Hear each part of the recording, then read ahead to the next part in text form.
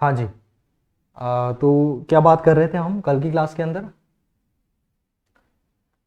देखिए, Indian writers के बारे में जैसा आप बता रहे हो मेरे को, जितना मुझे समझ है, ठीक है, इस एग्ज़ाम की मैं आपको क्लियर ये बात बताता हूँ। सारा आप नहीं कर पाएंगे, ठीक है।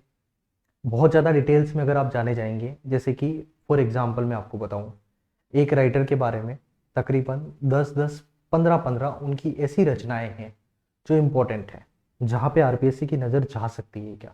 लेकिन आप अगर उन सभी को करने जाएंगे तो आपके सामने इशू ये आएगा कि कौन सी, और इस सबसे बड़ी बात, मैं बिल्कुल ग्राउंड लेवल की बात बता रहा हूँ, जो स्टूडेंट्स की बात है ना।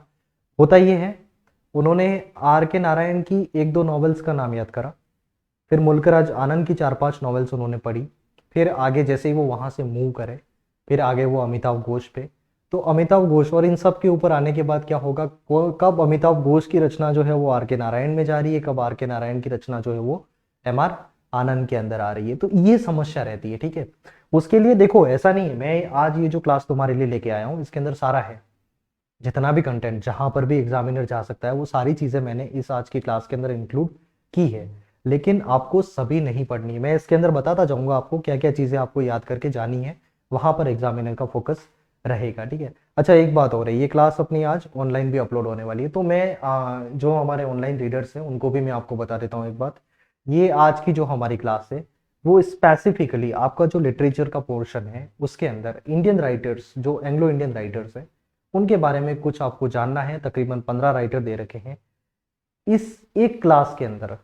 जो अभी मैं टाइम नहीं बता सकता एग्जैक्टली कितना टाइम जाएगा, पर तकरीबन घंटे 1.5 घंटे की क्लास ही आपकी होगी। इस एक क्लास के अंदर हमारा ये प्रयास रहेगा, जितने भी आपके इंडियन राइटर्स हैं उससे संबंधित जितनी भी जानकारी आपको लेनी है वो सारी की सारी जानकारी आपके लिए इस एक क्लास के अंदर इंक्लूड हो जाएगी। और ऐसा है, टेलीग्राम के ग्रुप के अंदर भी मेरे पास ये बात आई थी कि सर आप इंडियन राइटर्स का कुछ कंटेंट ऐसा तैयार कीजिए जिससे कि हमारा आसान हो जाए, फिर हमको एक ही जगह पर सारी चीज़ें मिल जाए। ये क्लास खत्म होने के बाद मैं इसकी पीडीएफ जो है वो भी प्रोवाइड करा दूंगा, टेलीग्राम चैनल पर मिलेगी, और उसका लिंक जो है वो मैं इस वीडियो के डिस्क्रिप्शन के अंदर आपको दे दूंगा, तो वहां से आप टेलीग्राम चैनल ज्वाइन कर लें। उसके अंदर उस टेलीग्राम चैनल का सबसे बड़ा बेनिफिट ये है, उसके अंदर पहली बात तो बहुत कम बच्चे जुड़े हुए हैं, लेकिन आप ये ऑब्जर्व करोगे वहां पर शायद अभी तक जितने भी चैनल टेलीग्राम के ऊपर भी है, मैक्सिमम क्वेश्चन जो है वो उस चैनल के ऊपर है। आप हर टॉपिक से मैंने वहां पर अच्छी प्रैक्टिस करवा रखी है। हो सकता है उन क्वेश्चंस को भी कोई बच्चा अगर बहुत अच्छे से पढ़ के चला जाए तो एक अच्छा कॉन्फिडेंस जो है वो बिल्ड हो जाएगा उसका। तो ये बात आप ना भूले, टेलीग्राम चैनल सब्सक्राइब करना, साथ ही में इस चैनल को भी सब्सक्राइब कर लें आप, और एक छोटा सा काम आप हमारे लिए कर सकते हैं, क्योंकि ग्रोइंग चैनल है। अभी तक हम लोग कल परसों ही एंट्री करिए, ये मान के चलो ऑनलाइन फील्ड के अंदर, सेटअप भी अभी नया का नया बना है। आपका सपोर्ट अगर रहा तो निश्चित तौर पर ही हम ज़्यादा कंटेंट आपके लिए लेकर आ पाएंगे, ठीक है। तो ये बात है। चलिए, ज़्यादा प्रचार वैसे करने में मैं खुद भी सहज नहीं हो पाता हूँ, तो शुरुआत करते हैं। तो ये हमारा चैनल है TMA दी MCQ एनालिसिस। देखो, पैटर्न जो मैं लेके आने वाला हूँ आगे आने वाले समय के अंदर, वहां पर एमसीक्यू की बात करेंगे हम, ठीक है। एमसीक्यू के अंदर जहां पे, क्योंकि चीजें याद करने से मतलब है, एग्जामिनेशन में सबसे इंपॉर्टेंट चीज यही है आप रिटेन कितना रख पाए हैं। आप, होता है ना कुछ स्टूडेंट्स के साथ की बड़ी बड़ी किताबें पढ़ के चल जाते हैं क्या, और उनको एट द एंड भी उनको ये नहीं समझ आता कि सर हमने क्या पढ़ा है ना। उसमें क्या होता है, यूजफुल कंटेंट जो भी है वो मिस कर जाते हैं। अनावश्यक कंटेंट के ऊपर आपका ज्यादा फोकस होता है, तो निश्चित तौर पर यह समस्या आ रही है। मैं तो ये कहता हूँ कम पढ़िए आप, उसको बार बार पढ़िए, because revision is key to success in the competitive examination. ये हमेशा ध्यान रखें आप, जितना अच्छा रिवीजन होगा आपका उतना अच्छे तरीके से आप उन चीजों को वापस रिकॉल कर पाएंगे। तो ये जो कंटेंट है, 50-51 पेजेस की स्लाइड है, आप इस वीडियो को बहुत नॉर्मल स्पीड के अंदर देखना, मैं क्लियर बात बता रहा हूँ अगर आपको चीजें याद रखनी है तो, ठीक है।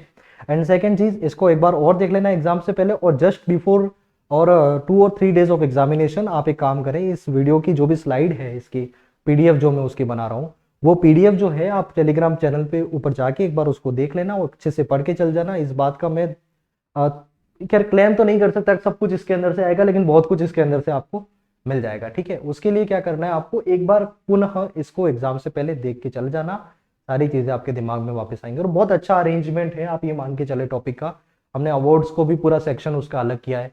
एक बात है कि हैंड रिटन है, जो भी कंटेंट मैं यहाँ पर लेकर आया हूँ ये टाइप्ड कंटेंट नहीं है, ठीक है। इतना बड़ा अपने पास वो नहीं है मैकेनिज्म कि हम इसको टाइप करवा के नहीं करें। अच्छा एफर्ट है, आप इसको अगर चाहे तो अपनी ओर से एडमायर कर सकते हैं, और मैंने लिखा है तो इस बात को लेकर आप अश्योर्ड रहें, इसके अंदर कोई गलती नहीं है, खुद हाथों से लिखा है मैंने। थोड़ा सा हैंड राइटिंग के अंदर आपको इश्यू हो सकता है, तो वो ऑब्वियस है, क्योंकि नई हैंड राइटिंग है तो समझने में दिक्कत आएगी, लेकिन मैं बोलता रहूंगा उसको आप बहुत ध्यान से सुनते रहें, तो वहां से वो वर्ड्स जो हैं वो सारे के सारे क्लियर होते रहेंगे आपके लिए, ठीक है। चलिए शुरुआत करते हैं। तो ये हो गया प्रचार वाला काम, ठीक है। अब सबसे पहले आता हूं मैं एक नई स्लाइड पे मैं आपको कुछ चीजें बता देता हूँ, ठीक है। जो आपका लिटरेचर का पोर्शन है, ठीक है, लिटरेचर का जो पोर्शन है आपका, इसके अंदर कुछ चीजें आप देख लें। यहां पे क्या क्या दे रखा है एग्जामिनेशन के अंदर। एक तो आपके लिटरेचर के फॉर्म्स एंड फिगर्स हैं, जिनको भी आरपीएससी ने स्पेसिफाई कर लिया है, ठीक है। फॉर्म्स एंड फिगर्स हैं। इसके बाद आपके लिटरेरी पीरियड्स दे रखे हैं, ठीक है। इसके बाद थर्ड इन्होंने किया है, मोमेंट भी दे रखे हैं। कुछ लिटरेरी मोमेंट्स हैं जो इन पीरियड से ही कहीं ना कहीं पे रिलेटेड है, ठीक है। इसके बाद चौथी चीज जो है वो मैं देख रहा हूं यहाँ पे, इन्होंने दे रखा है जो फनेटिक स्पोका एमएचए वाला पोर्शन है, ठीक है। इन्होंने ग्रेजुएशन लेवल में उसको ऐड किया है, ठीक है। तो इसके अंदर प्रैक्टिस आप जितनी करोगे उतना अच्छा आपका पेपर होता जाएगा, ठीक है। इसके बाद इन्होंने फनेटिक्स जो है उसको भी इसी के अंदर इंक्लूड किया है। और इसके बाद एक और चीज इन्होंने ऐड करी है, जो एंग्लो इंडियन राइटर्स है, ठीक है, एंग्लो इंडियन राइटर्स। अच्छा एक बात और बता दूं मैं, अभी जो ग्रेड 1 का पेपर आया है उसके अंदर एक थोड़ा सा आप ऑब्जर्व करोगे तो लास्ट टाइम ऐसा था कि 55 मार्क्स की ग्रामर जो है वो पूछी जाती थी, लेकिन इस बार जो ग्रेड 1 के अंदर उन्होंने ग्रामर का वेटेज जो है वो 35 क्वेश्चन का कर लिया था आउट ऑफ 150, ठीक है। तो मे बी पॉसिबल कि इस बार कोई चेंजेस हो और यहां से क्वेश्चन ज्यादा पुटअप किए जाए। आई एम नॉट श्योर कि ऐसा ही होने वाला है, but you have to be prepared for that also. उसके लिए भी आप तैयार रहें, क्योंकि आरपीएससी ऐसा कर सकता है, ठीक है। और इन टॉपिक्स के ऊपर एक बार अच्छी कमांड हो जाए आपका, तो कॉन्फिडेंस लेवल जो है वो वैसे ही अच्छा हो जाने वाला है, ठीक है। इनको अच्छे से करके जाना है, साथ ही में टीचिंग मेथड्स भी है। तो अब मैं इस क्लास के अंदर क्या लेकर आया हूं आपके लिए, जो एंग्लो इंडियन राइटर्स दे रखे हैं आपके, जो 15 राइटर्स हैं, ठीक है। टोटल ये पूरे के पूरे 15 राइटर्स आपके आज इस एक वीडियो के अंदर होने वाले, ठीक है। इतना आपको पढ़ के जाना है जो सफिशियंट है मेरे अकॉर्डिंग, ठीक है। बाकी आपके पास बुक्स हैं, चाहे तो जितना डिटेल चाहे उतना पढ़ सकते हैं, कोई इश्यू वाली बात नहीं है, ठीक है। शुरुआत करते हैं। सबसे पहले राइटर के ऊपर आते हैं हम।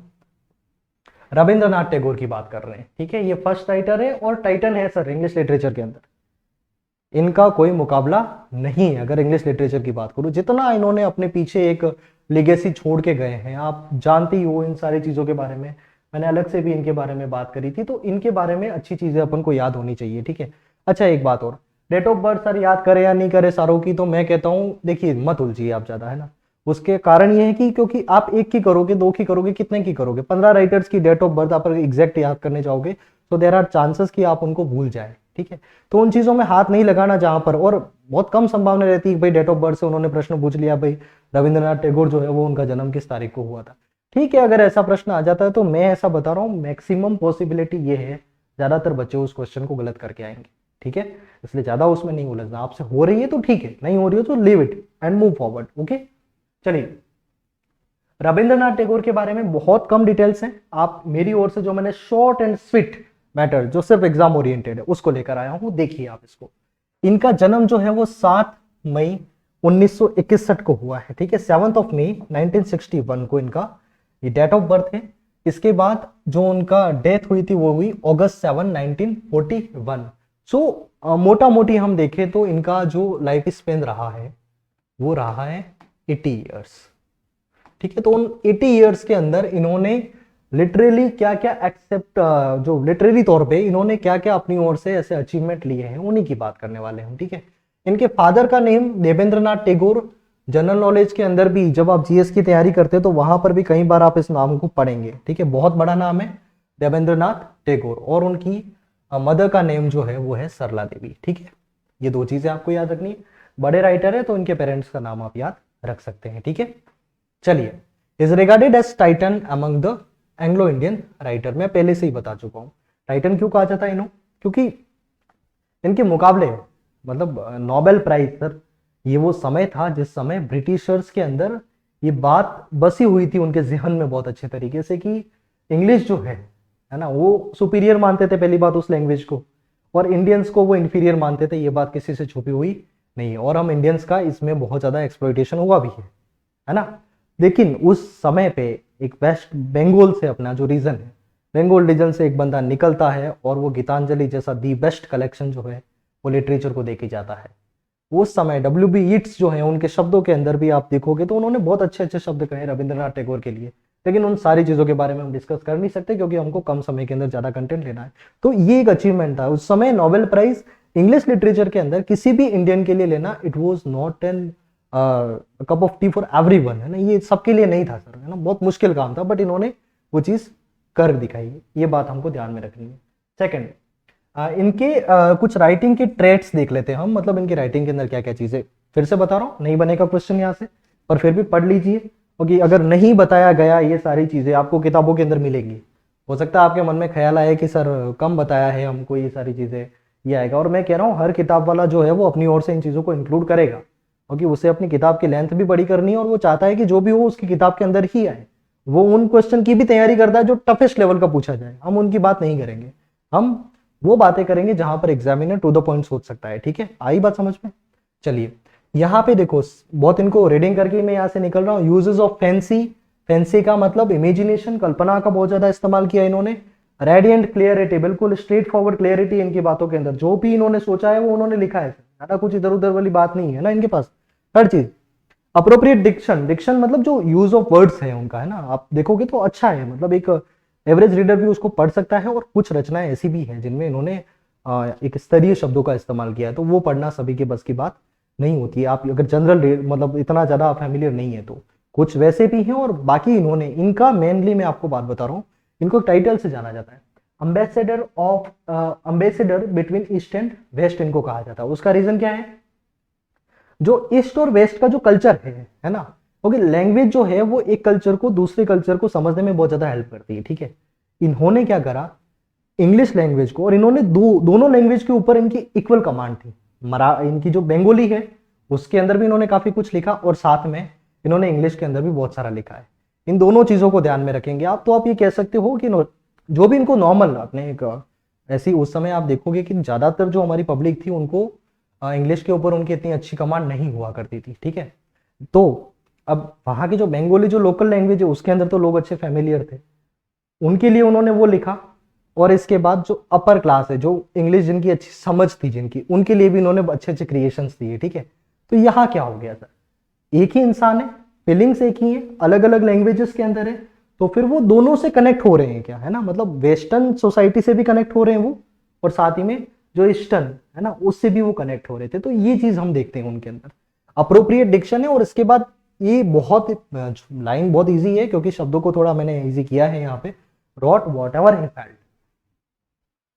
आप उस समय जो हमारे इंडियन जो फ्रीडम का मूवमेंट चल रहा था, ठीक है, उस समय आप इनकी एक बहुत अच्छी कविता है जो इवन अब तो स्कूल्स के अंदर छोटी छोटी क्लासेस के अंदर भी आप देखोगे, where the mind is without fear, where the head is held high, heaven of freedom. इसको आप जब देखोगे तो आप पाओगे वहां पे क्या लिखा है उन्होंने, क्या वो किस तरीके का इंडिया देखना चाहते थे, वो किस तरीके की फ्रीडम को चाहते थे, बिल्कुल अंदर की बातें हैं, उनको उन्होंने शब्दों का रूप दिया, और एक शानदार सी कविता जो है वो हमारे सामने निकल कर आ गई। तो रविंद्रनाथ टैगोर का योगदान जो है उसको भूला नहीं जा सकता। तो जो भी इन्होंने महसूस किया उसको उन्होंने शब्दों का रूप दिया है। चलिए आगे और कुछ बातें करते हैं इनके बारे में। हाँ, Tagore was born at Jorasanko on May 7 in 1961, ये बात कर चुके हैं हम।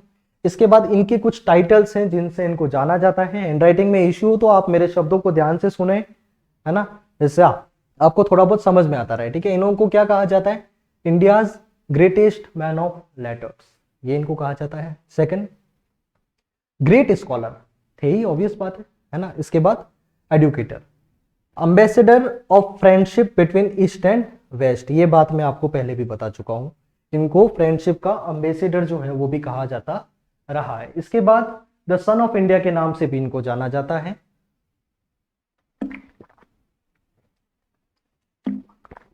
Next, the sentinel of east, ये उनके कुछ टाइटल्स हैं, तो इनको आप देख ले। इंडिया पोएट लॉरेट जो है ये भी इनको बोला जाता है। तो ये सारी चीजें आपको ध्यान रखनी है। ठीक है, next, he was conferred an honorary doctorate by Calcutta university, जो देन कैलकाटा था अपना ना, आज तो कोलकाता हो गया। वो जो कैलकाटा यूनिवर्सिटी है, इन्होंने एक ऑनरेरी डॉक्टरेट, है ना, जो PhD सम्मान के तौर पे दी जाती है, वो इनको कैलकाटा यूनिवर्सिटी ने कन्फर की थी। He was knighted by the Britishers in 1914, but he renounced it in the protest of Jallianwala Bagh massacre. सभी जानते हैं 13 अप्रैल 1919, है ना। ये वो दौर था जिस समय हमने जलियांवाला बाग मैसेकर देखा।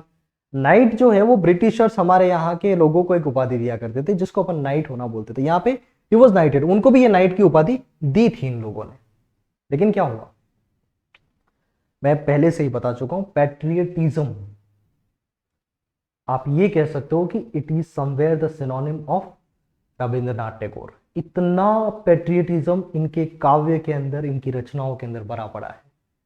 इसलिए जब इन्होंने इतना बड़ा मैसेकर देखा तो उनसे रहा नहीं गया। तुरंत ही इन्होंने क्या किया, ये जो नाइट की उपाधि इनको दी थी उसको इन्होंने रेनाउंस किया कि सर नहीं चाहिए ऐसी उपाधि। तो ये रविंद्रनाथ टैगोर थे। और फिर बच्चे कहते हैं कि सर अब क्या पढ़े इंडियन राइटर्स के अंदर, अरे इतना बड़ा काम करके गए सर लोग आपके सामने। आप सोचिए, आप जब भी लिखने के लिए बैठेंगे तो मैं कह रहा हूँ एक पेज लिखना, एक राइटिंग अलग चीज होती है और एक कॉपी करना अलग चीज होती है क्या। खुद से अगर एक पेज भी लिखना है तो बहुत बड़ा काम होता है। सर इन्होंने तो कई सारे ग्रंथ भर दिए क्या, और हमको सिर्फ थोड़ा सा पढ़ना है, और वो भी तब जब हम लिटरेचर के स्टूडेंट्स हैं। जरा सा भी संकोच नहीं करना चाहिए, मजे से पढ़ना चाहिए, जितना याद हो उतना ठीक है। आप बर्डन लेके इनको पढ़ोगे तो ये कभी समझ में नहीं आने वाले हैं आपको, ये बात ध्यान रखना, ठीक है। चलिए, Tagore was greatly influenced by Vedas and Upanishad, ठीक है। अच्छा, यह हैंडराइटिंग का थोड़ा सा इश्यू है क्योंकि हम भी इसके ऊपर पहली बार ही आए डिजिटल बोर्ड के ऊपर। आगे आए जैसे जैसे पेजेस में आप आते जाएंगे आपको अच्छा कंटेंट देखने को मिलेगा, ठीक है। ये वेद एंड उपनिषद से बहुत ज्यादा इन्फ्लुएंस थे, ठीक है। इसके बाद एक मिडिवल मिस्टिसिज्म जो अपना चला था, आपने जो भक्ति आंदोलन की जिसकी बात करते हैं, जहां पे गुड़ बातें होती है, कबीर की गुड़ बातें देखते हैं अपन। इसके बाद जो सूफीज हुए हैं उन्होंने भी जो मिस्टिसिज्म वाली बात करी, उनसे भी काफी ये इन्फ्लुएंस्ड हुए थे, ठीक है। तो फोक सिंगर्स ऑफ बंगाल, जो वहां के बंगाल के जो लोक संगीतकार थे उनसे भी ये प्रभावित थे। The poetry of Kabir and some other writers, फिर ब्रिटिशर्स जो हैं कुछ यूरोपियन राइटर्स हैं उनके, उनसे भी ये थोड़ा इन्फ्लुएंस थे, जिनमें नाम आता है दांते का, हिंज का। इसके बाद जो गोएत का फोस्ट है उससे भी ये इंस्पायर्ड देखने को मिलते हैं। He wrote mainly in Bengali and later on many of his works were translated in English। अच्छा, ये बात और इनके बारे में बताना भूल गया मैं आपको कि इन्होंने जो लिखा है ना, मोस्ट ऑफ जो भी क्रिएशन है इनका, इन्होंने बंगाली में लिखा था, ठीक है। लेकिन यहां से फिर जब वो बाहर जाते हैं तब उनको उन चीजों का थोड़ा एहसास होता है और फिर ये उन्हीं राइटिंग को, मतलब बात वही है, कंटेंट वही है, थोड़ा सा उसको फर्निश करके इन्होंने वापस इंग्लिश के अंदर भी ट्रांसलेटेड वर्जन जो है वो भी इन्होंने फिर दिया। और जो भी ट्रांसलेटेड उनका जो भी वर्जन आया जिस भी रचना का, वो भी सुपर हिट ही गया, ऐसा ये बात आप कह सकते हो। तो ट्रांसलेशन के ऊपर भी उनकी एक अच्छी कमांड देखने को मिलती है ना। नेक्स्ट, अच्छा मेजर वर्क्स की बात कर लेते हैं इनके, जो इंपॉर्टेंट है थोड़ा सा, इसको आप स्किप नहीं कर सकते हैं। सबसे इंपॉर्टेंट यही, और हो सकता है प्रश्न यहां से बन जाए आपका। इनकी जो first poem in English, English के अंदर इनकी फर्स्ट पोएम थी जिसका नाम था द चाइल्ड, इसको याद रखें आप लोग। इसके बाद प्लेस की बात कर लेते हैं, ये सारे के सारे इंपॉर्टेंट है। कोशिश करें 3 से 4 बार पढ़े, जितने याद हुए उतने ठीक है। ऐसा नहीं कि आप अगर नहीं हो रही है कोई चीज याद तो उसको थोड़ा समय के लिए आप रोक दे, क्या एक बार दूसरे राइटर को पढ़ ले, थोड़ा उनको देखें। मतलब याद नहीं हो रहा है ये करके तुम्हारे जाने वाली चीज मेरे को पहले भी पसंद नहीं आती। मैं कह रहा हूँ किसी को भी सारी की सारी रचनाएं याद नहीं है। जो ग्रेड 1 ग्रेड 2 टीचर्स आज जो बन भी चुके हैं उनमें भी सारी याद नहीं की होगी, और नहीं होती है सर, कंफ्यूजन बनते रहते हैं। एक रचना हमको तब याद होती है जब हमने उसको बहुत अच्छे से पढ़ लिया है, क्या उसको महसूस किया है हमने, फिर हम उसको कभी नहीं भूलते। बाकी संभावना होती है कि इनको हम भूल जाएं, तो ये आपके साथ भी हो रहा है। आप अपने आप को उसमें बिल्कुल भी कमतर नहीं आके एक सर हम ही क्यों बोल रहे हैं। अच्छा, अब इनके प्लेस का नाम बता रहा हूं, एक बार बहुत अच्छे से नोट भी कर लेना आप इनको। कर्ण एंड कुंती, ठीक है। Second is very important, that is Chitra, ठीक है। And third one is Malini, इसको ध्यान रखे थोड़ा सा। स्ट्री बर्ड्स, ये इनके प्लेस हैं। द साइकिल ऑफ स्प्रिंग, है ना। नेक्स्ट है post office. Next red oleanders, the mother's prayer, Somak and Ritvika, Sanyasi, the king and the queen, the waterfall और Muktadhara, Ama and Vinayak and autumn festival, sacrifice, और कच्छ एंड देवयानी, ये सारे के सारे इनके प्लेस हैं, इनके बारे में था। अच्छा एक बात और, यहाँ थोड़ा सा दिक्कत हो सकती है, मैं एक बार फिर से इनको बोल के बता देता हूँ। सबसे पहली पोएम कौन सी है इंग्लिश के अंदर इनकी? The child. कौन सी है? The child. अच्छा प्रश्न है यहाँ से, which was the first hour pome of Rabindranath Tagore in English language? Bengali में तो इन्होंने काफी लिखा था, लेकिन इंग्लिश के अंदर जो इनकी पहली रचना है उसका नाम क्या है? द चाइल्ड है। ठीक है, 1 मिनट।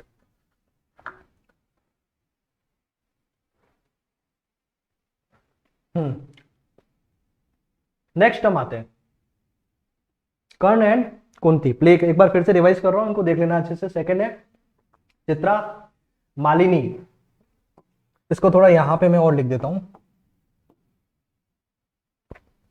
ये मालिनी। ठीक है, नेक्स्ट है stray birds, the cycle of spring, post office, red oleanders, the mother's prayer, Somak and Ritvika, Sanyasi, the king and the queen, the waterfall और Muktadhara, Ama and Vinayak, autumn festival, sacrifice, Kacha and Devayani. PDF मिल जाएगी, इसको एक बार और अच्छे से रिवाइज कर लेना आप, ये सारे प्लेज इनके याद रखने। ठीक है, नेक्स्ट बात करते हैं इनकी नॉवल के बारे में। सर इन्होंने कुछ नॉवेल्स भी लिखी है, उसमें कौन कौन सी है?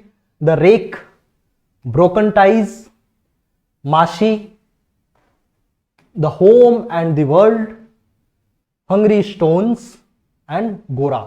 ये इंपॉर्टेंट है, इसको बिल्कुल भी मिस मत करना आप। ठीक है, गोरा याद रख लें आप, द रेक याद कर लें। ठीक है, ये दो तो मतलब याद करके ही जानी आपको। ठीक है, नेक्स्ट पोइट्री की बात करते हैं यहाँ पे हम।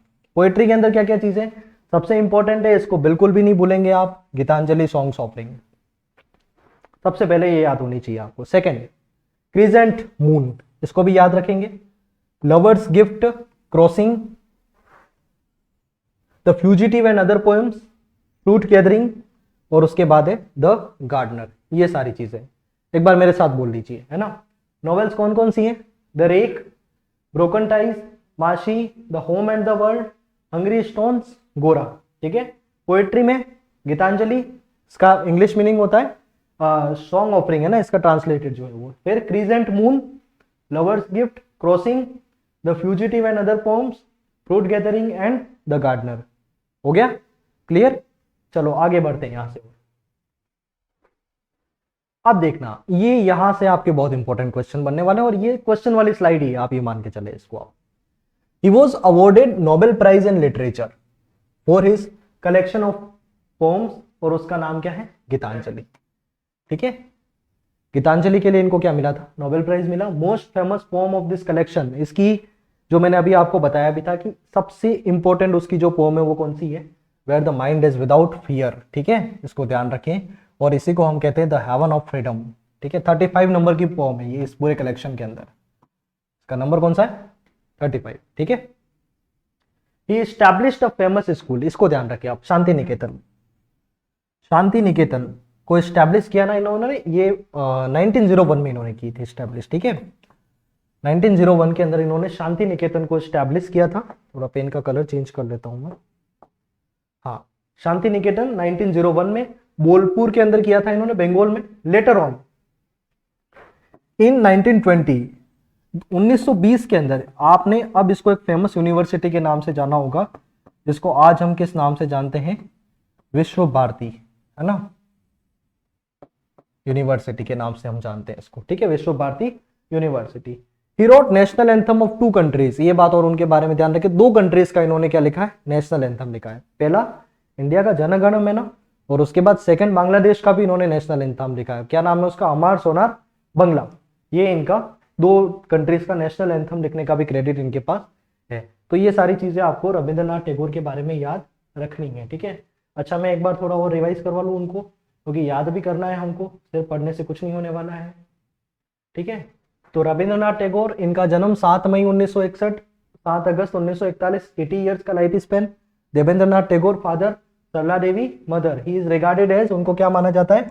टाइटन बोला जाता है। ठीक है, यहाँ और लिख देता हूँ थोड़ा सा क्लियर, ताकि आप बोलते रहे सर समझ में नहीं आता हमको। ठीक है, इसके बाद इनकी राइटिंग के कुछ ट्रेड्स हैं। यूजेस ऑफ फैंसी इमेजिनेशन का इस्तेमाल करते हैं। क्लैरिटी है इनकी राइटिंग के अंदर। डिक्शन इनका बहुत अच्छा है। इसके बाद जो भी उन्होंने महसूस किया वो सारा का सारा लिखा। ठीक है, इधर ध्यान रखें आप लोग। ठीक है, नेक्स्ट, ये तो प्रचार वाली बात हो गई, बार बार प्रचार हो रहा है, क्या बात है। हाँ नेक्स्ट, टैगोर वॉज बोर्न, ये पढ़ लिया हमने। इसके बाद इनके कुछ टाइटल्स हैं, इनको India's greatest man of scholars बोलते हैं, ठीक है।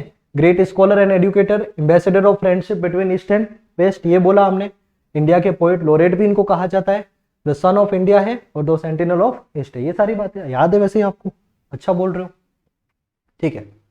इसके बाद इनको ऑनरेरी डॉक्टरेट दिया, किसने दिया? कलकत्ता यूनिवर्सिटी में, वही थे ये, तो कलकत्ता वालों का ध्यान पहले गया इनके ऊपर, ठीक है। और ब्रिटिशर्स ने इनको नाइटेड किया, कब किया? 1914 में। इन्होंने वापस कब दे दी वो रिनाउंस, कब की उपाधि? वो 1919 के अंदर करी। किसके विरोध में करी? तो जलियांवाला बाग के, याद है अच्छे से आपको। वेदों से इंस्पायर्ड थे, उपनिषद से इंस्पायर्ड थे, इसके बाद कबीर से भी इंस्पायर्ड थे, कुछ इंग्लिश यूरोपियन राइटर से उनसे भी इंस्पायर्ड थे, दांते, इंज and goats post. He wrote mainly इन बंगाली, और बाकी के बाद उसके क्या करा, उनका वर्क का ट्रांसलेशन हुआ, ये भी याद है अच्छे से, बढ़िया है। पहली पोम इंग्लिश के अंदर कौन सी है? द चाइल्ड, याद रहेगा, नहीं भूलोगे इसको, ठीक है। हाँ, प्लेस की बात कर लेते हैं। कर्ण एंड कुंती है, चित्रा है, Malini, stray birds, the cycle of spring, post office, red oleanders, the mother's prayer, Somak and Ritvika, Sanyasi, the king and the queen, the waterfall और Muktadhara, Ama and Vinayak, autumn festival, sacrifice and Kacha and Devayani, नहीं भूलोगे। कंप्लीट रविंद्रनाथ टैगोर के बारे में इतनी जानकारी, थोड़ा सा और देख लो, ये क्वेश्चन वाला रह गया अपना, जहां से क्वेश्चन बनने वाला है। नॉवेल्स की बात कर लेते हैं। द रेक, ब्रोकन टाइज, माशी, the home and the world, Hungary stones, गोरा, याद कंप्लीट, एक बार हो जाएगा, पूरा तो याद नहीं होने वाला एक साथ, बाद में वो रिवाइज करना पड़ेगा इसको। नेक्स्ट, गीतांजलि, पोएट्री का collection, crescent moon, lovers gift, crossing, the festival and other poems, sorry the fugitive and other poems, fruit gathering and the gardener, ठीक है। ये क्वेश्चन वाला पेज मैंने बता दिया था, निश्चित तौर पे एग्जामिनर का ध्यान यहाँ पे जरूर जाएगा, इसको भूलना मत। अवार्डेड नोबेल प्राइज लिटरेचर के अंदर 1913 में गीतांजलि कलेक्शन के लिए, ठीक है। इसकी सबसे जो फेमस पोम है वो कौन सी? The heaven of freedom where the mind is without fear, 35 number की पोम है। इसके बाद ये established a famous school, Shanti Niketan, कब करी? 1901 में, ठीक है। 1920 में क्या हुआ? ये वापस किस में चेंज हो गई? विश्व भारती यूनिवर्सिटी में। दो देश का इन्होंने नेशनल एंथम लिखा। कौन कौन से दो देश है? कौन कौन से भाई? इंडिया एंड बांग्लादेश, आया समझ में? ये इन दो देशों का इन्होंने क्या लिखा है? नेशनल एंथम भी लिखा है। चलिए नेक्स्ट, सरोजिनी नायडू। अच्छा, ये हो सकता है वीडियो अभी तक थोड़ा बड़ा हुआ है, लेकिन मैं आपको क्लियर बात बता दूं, ये जो स्टार्टिंग वाले जो राइटर्स है, 4-5 राइटर्स है, उनके बारे में आपको ज्यादा कंटेंट लेना है, ठीक है।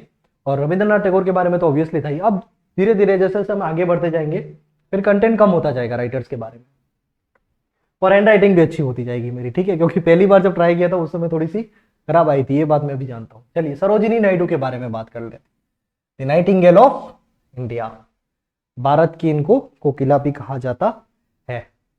इनके बारे में जान, पहले से बता रखा हूं, तुमको अगर ऐसा लगे सर हमको बहुत ज्यादा याद करने का शौक है तो कर लेना है इसको। 13 Feb 1879 date of birth, and 2 March 1949 इनका जो डेट ऑफ डेथ है, ये ध्यान रखना। She was a dreamer born in dreamless age, कितनी बढ़िया लाइन लिखी है। वो ड्रीमर थी, क्या थी? ड्रीमर थी, लेकिन कौन सी एज में है ये? वो ड्रीमलेस एज में। ये इस तरीके का स्टेटमेंट मेरे को और याद आता है। मैं आपको बी आर अम्बेडकर की एक बात बताता हूँ। बी आर अम्बेडकर के अंदर उन्होंने क्या बोला था, जब कॉन्स्टिट्यूशन का उनको निर्माण करने के लिए बोला था, तो उन्होंने बोला I am going to make a democratic constitution for undemocratic people. ये उनका स्टेटमेंट था, मैं एक डेमोक्रेटिक कॉन्स्टिट्यूशन बना रहा हूँ अनडेमोक्रेटिक पीपल के लिए, ठीक है।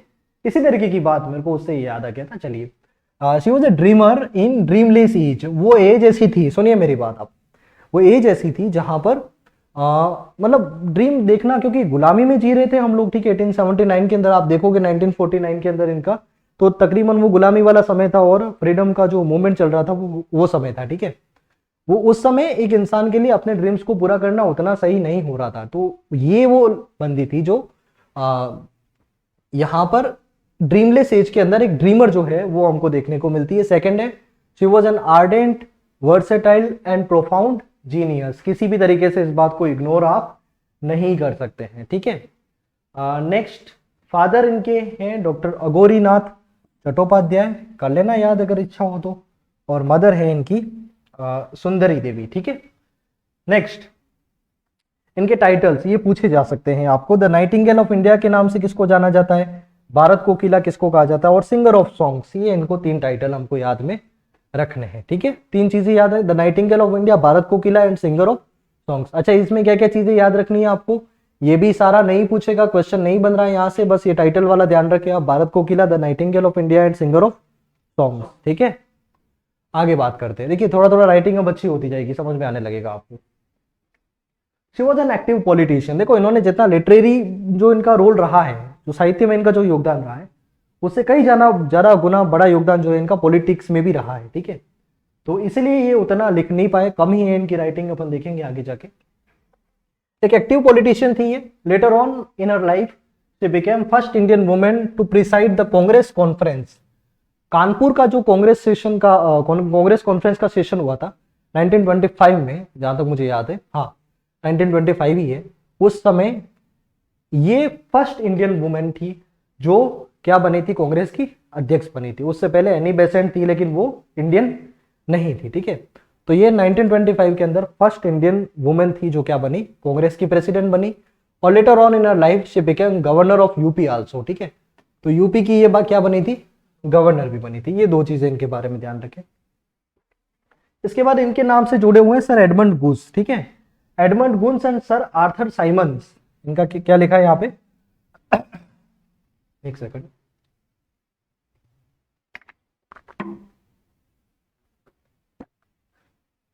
थोड़ा गला खराब हो रहा है आज, चलिए।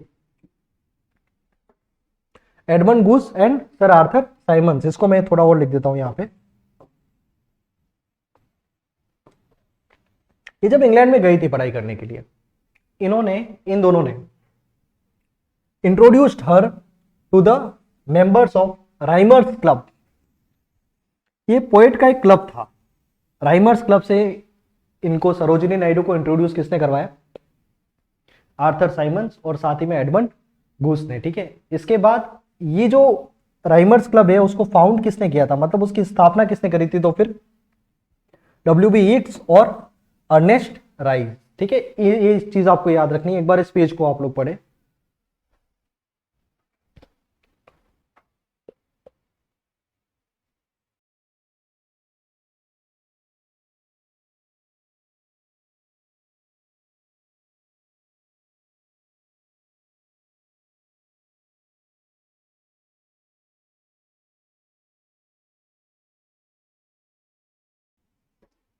हाँ जी, ये बात आपको यहां पे देखनी है इनके बारे में। एडमंड गूस और आर्थर साइमंस ने इनको इंट्रोड्यूस करवाया राइमर क्लब से, जो इस राइमर क्लब की स्थापना किसने करी थी, WB यीट्स और अर्नेस्ट राइस ने। ठीक है, नेक्स्ट मेजर वर्क्स की बात कर ले। इनके बारे में पोएट्री ही ध्यान रखनी है, और सबसे इंपॉर्टेंट आपको ये याद रखना है, क्वेश्चन बन सकता है, द गोल्डन थ्रेशोल्ड। ठीक है, ये 1905 में थी। इसके बाद द बर्ड ऑफ टाइम, इसको देख लें आप, पूरा नाम है इसका songs of life, death and spring. इसके बाद है the broken wings, songs of love, death and destiny including the gift of India, the sceptred flute. इसके बाद है द फीदर ऑफ डॉन, इसको एडिट किया था इसके बाद उनकी डॉटर ने। और इसके बाद है द इंडियन वेवर्स, ये बहुत अच्छी रचना है अगर आप पढ़ना चाहो तो। ठीक है, एक वेवर की लाइफ से बता रखा है कि इंसान की जिंदगी के 3 स्टेज कैसे कैसे होते हैं। ठीक है, तो ये सारी बातें याद रखनी है। कौन कौन सी हैं, द गोल्डन थ्रेशोल्ड, इसके बाद the bird of time, songs of life, death and spring, the broken wing, songs of love, death and destiny including the gift of India, the sceptred flute, इसके बाद है द फेदर ऑफ डॉन, इसके बाद है the Indian weavers. ये सारी चीजें याद रखनी है आपको सरोजिनी नायडू के बारे में। ठीक है, she wrote a biography on Mohammad Jinnah. ठीक है, उस समय तक जिन्ना अच्छे आदमी थे इनके लिए। ठीक है, खैर या इन्होंने, ठीक है अपन उसके बारे में तो क्या ही कमेंट करें। अब ये ध्यान रखें, इन्होंने लिखा है कि ambassador of unity Mohammad Ali Jinnah को इन्होंने बताया है। अवार्ड्स की बात करें तो best reporting on women in Panchayati Raj, important नहीं है, चाहो तो छोड़ सकते हो। और हिंद केसरी अवार्ड, इनको ये 2 अवार्ड मिले थे। इंपॉर्टेंट क्यों नहीं है उसके बारे में मैं आपको बताता, क्योंकि लिटरेरी अवार्ड्स नहीं है ये दोनों, ये पॉलिटिकली अवार्ड अपन को दिख रहे हैं, तो इसलिए अपने जल्दी इतने ज्यादा इंपॉर्टेंट नहीं रह जाते हैं ये। ठीक है, तो ये 2 राइटर्स हो गए, रविंद्रनाथ टैगोर और दूसरा कौन सा हो गया हमारे लिए, सरोजिनी नायडू। ठीक है, तीसरे हम बात करेंगे मुल्क राज आनंद होंगे शायद। एक बार इनकी पोएट्री के कलेक्शन को अच्छे से पढ़ लीजिए आप।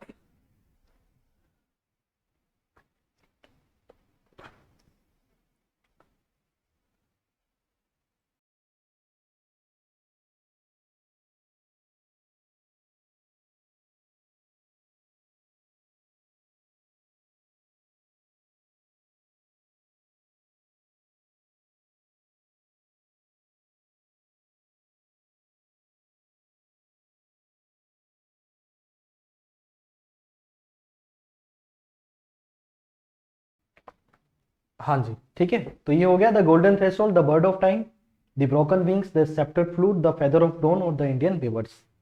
ये सारी चीजें आपको याद रखनी है। किसके बारे में? सरोजिनी नायडू के बारे में। ठीक है, चलिए अब नए राइटर्स के ऊपर अपन आते हैं जिनका नाम है मुल्कराज आनंद। ये बहुत इंपॉर्टेंट फिगर है। अगर आप इंडिया की जो नॉवल राइटिंग की जर्नी देखें आप, ठीक है, तो यहाँ पर आप पाएंगे कि मुल्कराज आनंद का नाम जो है वो अनफॉरगेटेबल है, या फिर आप ये कह सकते हो कि इसको आप भूल नहीं सकते सर, ठीक है, किसी भी तरीके से।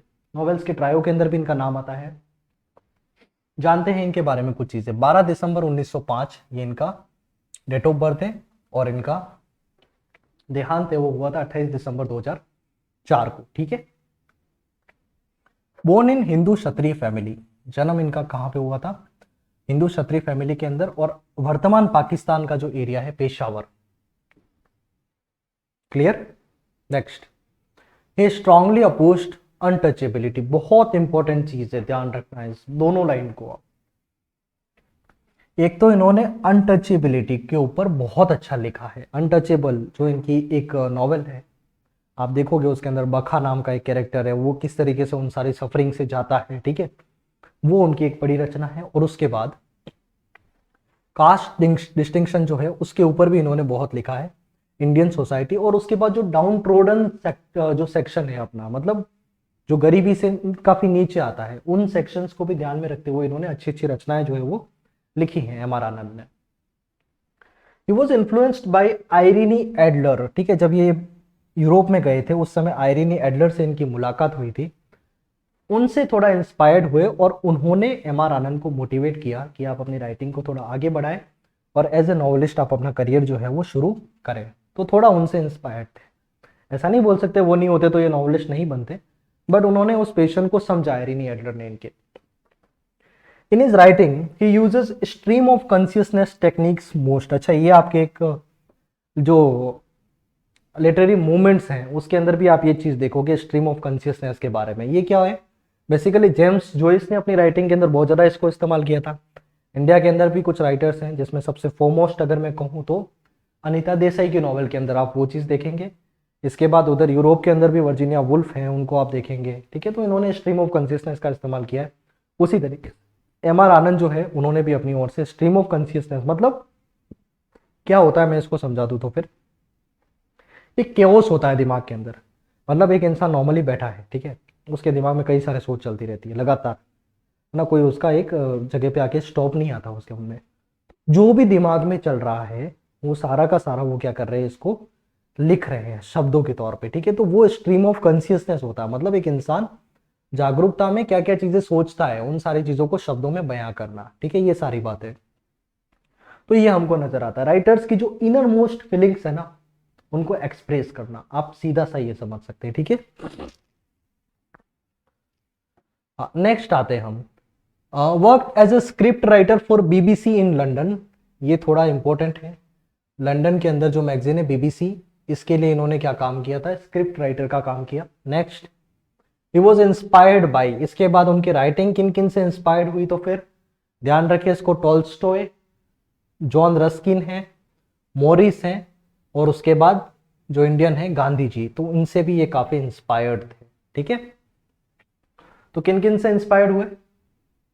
पहला नाम किसका है? टॉल्स्टॉय का। सेकंड नाम रस्किन का है। थर्ड नाम अपन को देखने को मिलता है मॉरिस का। और फोर्थ नेम किसका है? गांधी जी का। ठीक है, मेजर वर्क्स की बात करें, ऑटोबायोग्राफिकल नॉवेल्स हैं इनकी, कुछ ध्यान रखेंगे, ये बहुत इंपॉर्टेंट है, क्वेश्चन बन सकता है यहां से। पहला देखो, इनकी ऑटोबायोग्राफी जो है ना वो किस सीरीज में आई है? 7 एजेस ऑफ मैन। क्या है? 7 एजेस। थोड़ा यहां पे मैं इसको क्लियर लिख देता हूं, 7 एजेस ऑफ मैन। ठीक है, अब ये इनका पूरा कलेक्शन है, उसके कुछ पार्ट्स आए हैं, ठीक है। पहला पार्ट का नाम क्या है, सेवन समर्स। क्या नाम है, सेवन समर्स। ये इसका पार्ट वन है, किसका, सेवन एजेस ऑफ मैन का, 1951 में आया है, ठीक है। ऑटोबायोग्राफिकल वर्क है, ठीक है। नेक्स्ट द मॉर्निंग फेस, ये पार्ट टू है, सेवन एजेस ऑफ मैन का। ये कब आया है, 1968 में। और बहुत इंपॉर्टेंट चीज, साहित्य अकादमी अवार्ड जो है वो उनको इसी वर्क के लिए मिला है, द मॉर्निंग फेस के लिए। आया समझ में यहां तक। कन्फेशंस ऑफ अ लवर, ये इनका थर्ड पार्ट है इसका, the seven ages of man का। और ये पब्लिश हुआ था 1972 में। और फोर्थ है द बबल, ये पार्ट फोर है सेवन एजेस ऑफ मैन का। इसमें सबसे इंपॉर्टेंट कौन सा, सेकंड नंबर, कौन सा, द मॉर्निंग फेस। क्यों, इसकी वजह से, ठीक है। आगे मैंने एक पेज के ऊपर सारे साहित्य अकादमी अवार्ड्स को सिस्टमेटिकली लिख लिया है, तो उसमें ज्यादा दिक्कत नहीं होने वाली है आपको, ठीक है। इतना एक बार आप याद रखिए इनके बारे में। नेक्स्ट बढ़ते हैं आगे हम। इनके रिमार्केबल नॉवेल्स हैं, देखिए इनके बारे में आप इनकी पोइट्री वगैरह कुछ नहीं पढ़ना है, इनके नॉवेल्स हैं वो सारी की सारी इंपॉर्टेंट है, याद रखना है। इनमें से कुछ तो वैसे ही आप जानते हैं। सबसे फर्स्ट नॉवेल थी इनकी अनटचेबल, रिमार्केबल है, इसको तो बिल्कुल नहीं भूलना है, और संभावना है यहाँ से प्रश्न बने, कई बार पूछा भी जा चुका है। सेकंड नॉवेल है कुली, सेकंड कौन सी है, कुली, ठीक है। थर्ड है हमारे पास two leaves and a bird, ये 1937 में पब्लिश हुई थी। इसके बाद है lament on the death of master of arts, 1938। Next novel the village, 1939। Across the black waters, ठीक है। The sword and the sickle, sword and the sickle, ये 1942 में। द बिग हार्ट, ये 1945 में। Private life of an Indian prince, ठीक है। अच्छा देखिए, तुम्हारी शक्ल देखते हुए इन चीज़ों का मुझे लग रहा है कि थोड़ा सा बोर हो रहे हो क्या तुम, और होना भी चाहिए। कारण ये है सर, ये कोई कहानी है नहीं इसमें, समझ रहे हो आप, मतलब फैक्ट है सारे के सारे इंडियन राइटर्स के बारे में। ये जरूर है, मैं इसमें इतना ही कर सकता हूँ आपके लिए कि थोड़ा अरेंज करके लेके आऊँ। कितना पढ़ना है उस दायरे को थोड़ा कम कर दे अपन, इससे ज्यादा कुछ नहीं कर सकता मैं भी, क्योंकि चीजें आपको इवेंचुअली याद रखनी है, इस बात को भूलना नहीं है, ठीक है। ये बातें ध्यान रखें, untouchable, coolie, two leaves and a bird, lament on the death of master of arts, the village, across the black waters, the sword and sickle, the big heart, private life of an Indian prince. ये सारी चीजें आपको याद रखनी है। Clear यहाँ तक, आगे बढ़ते हैं। और ये सारे के सारे रिमार्केबल वर्क है, इनको ध्यान रखें आप, you can not miss them, आप इनको मिस नहीं कर सकते, क्योंकि प्रश्न बन सकता है यहां से।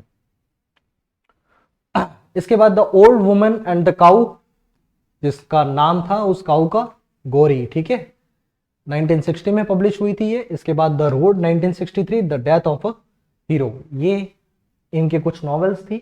इनके अवार्ड्स याद रखने, इंटरनेशनल पीस प्राइज जो है वो 1952 में मिला इनको। इसके बाद पद्म भूषण 1967 में, साहित्य अकादमी अवार्ड जो है वो 1971 में फॉर मॉर्निंग फेस। अच्छा ध्यान रखें आप लोग, अभी से घबरा ना जाए सर कैसे होगा, चीज़ें बोल रहे हैं, लेकिन ये क्लास जो है ना, भले 2 से 3 घंटे भी चल जाए, मुझे उसका इश्यू नहीं है, लेकिन इस क्लास के अंदर थोड़ा रेगुलर इंटरवल पे रिवाइज करवाता रहूँगा मैं चीज़ें, जिससे दिमाग के अंदर वो सारी चीज़ें आती रहे, ठीक है। क्योंकि फिर पढ़ने से ही कुछ नहीं होता है क्या, ये सारा किताबों के अंदर अवेलेबल है, आप भूल जाते हैं, तो लगातार उनका रिविजन होता रहेगा तो चीज़ें हमको याद रहेंगी, ठीक है। अच्छा ये बता चुका हूँ मैं आपको, साहित्य अकादमी अवार्ड जो है 1971 में इनको किसके लिए मिला था, मॉर्निंग फेस के लिए, जो पार्ट 2 है किसका, the seven ages of man का, ठीक है।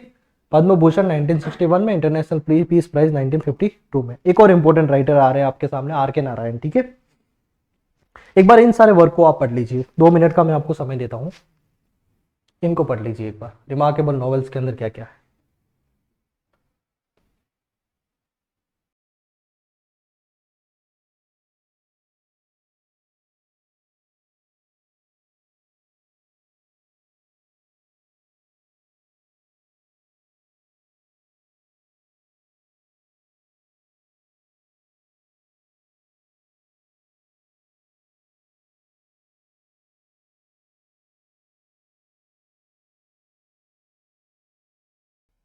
चलिए आगे बढ़ते हैं यहाँ से।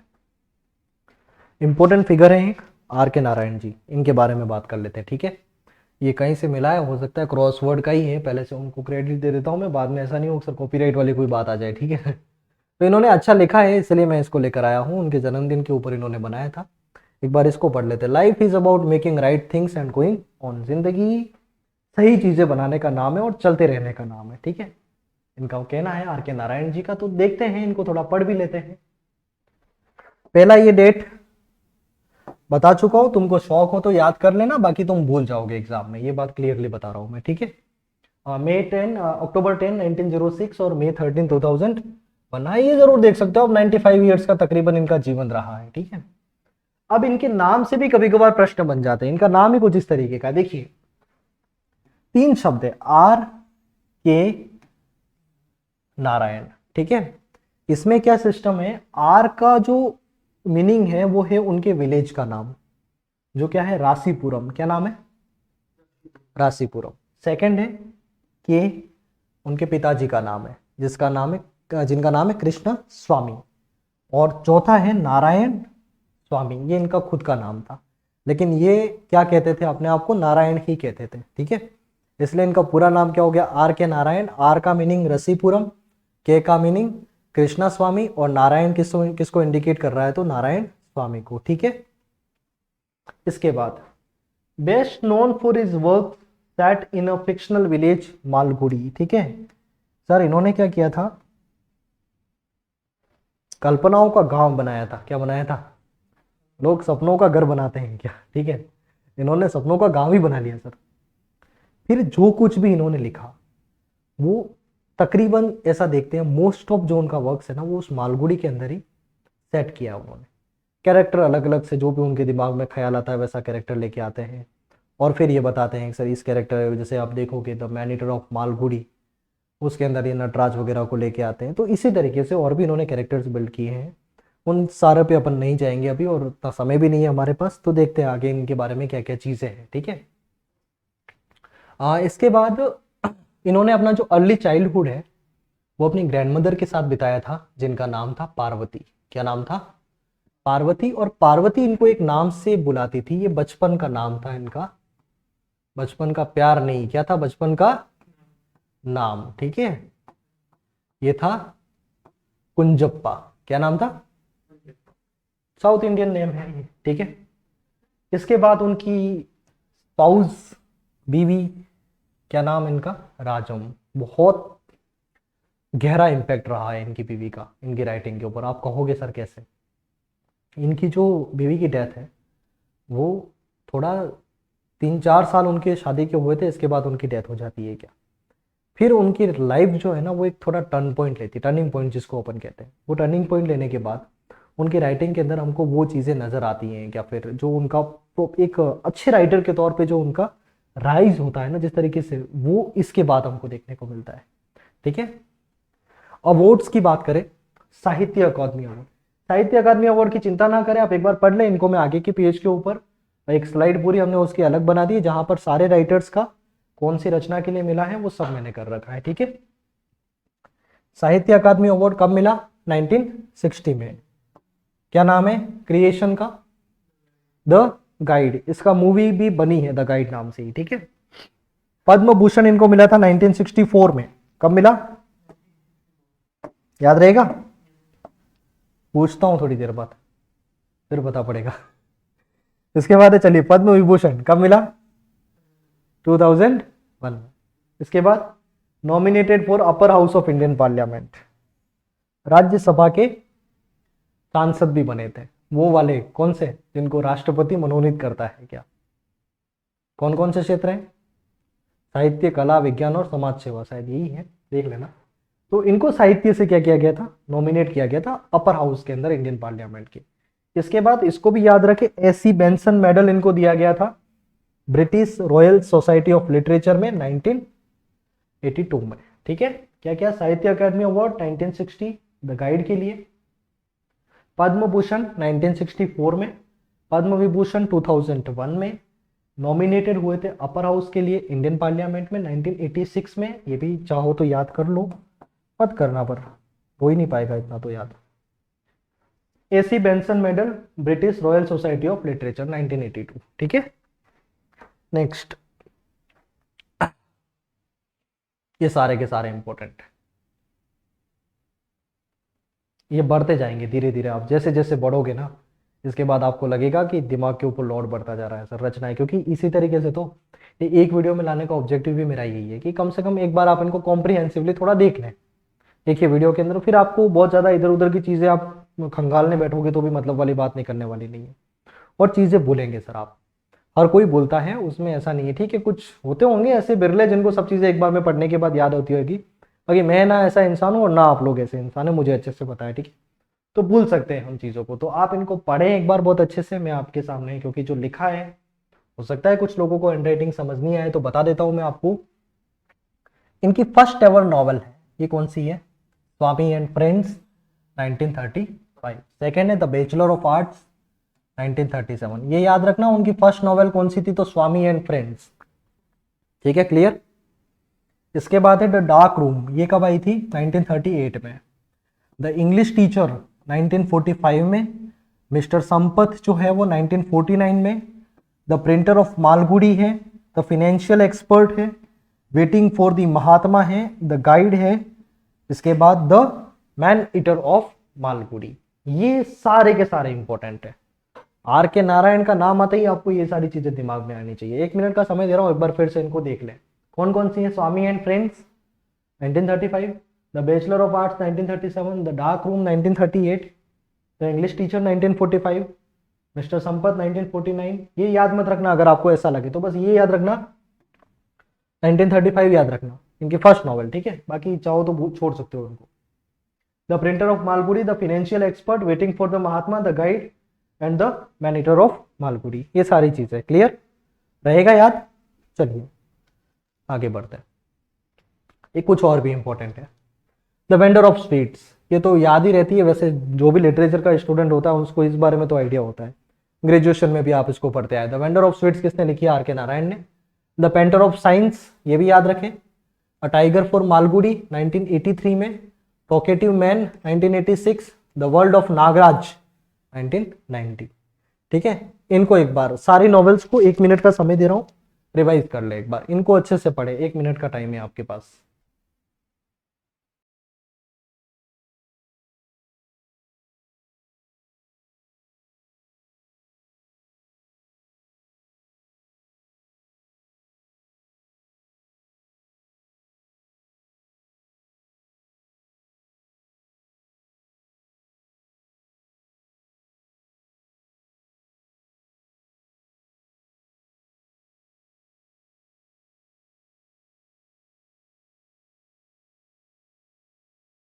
थोड़ा सा इसको भी देख ले एक बार। The vendor of sweets, painter of science, tiger for Malgudi, talkative man, the world of Nagraj. ठीक है, इसके बाद कुछ लीजेंड्स हैं जिनको इन्होंने रिटेल किया है। थोड़ा पेन हो सकता है, इतना क्लियर नहीं हो, मैं बता दो। इन्होंने अपनी ओर से वापस इन्होंने लीजेंड्स को रिटोल्ड किया था, उनमें से कौन कौन सी हैं? पहला है द रामायण, ठीक है, इसको याद रखें। इसके बाद है द महाभारता। इसके बाद गॉड्स, डेमन्स एंड अदर्स। ठीक है,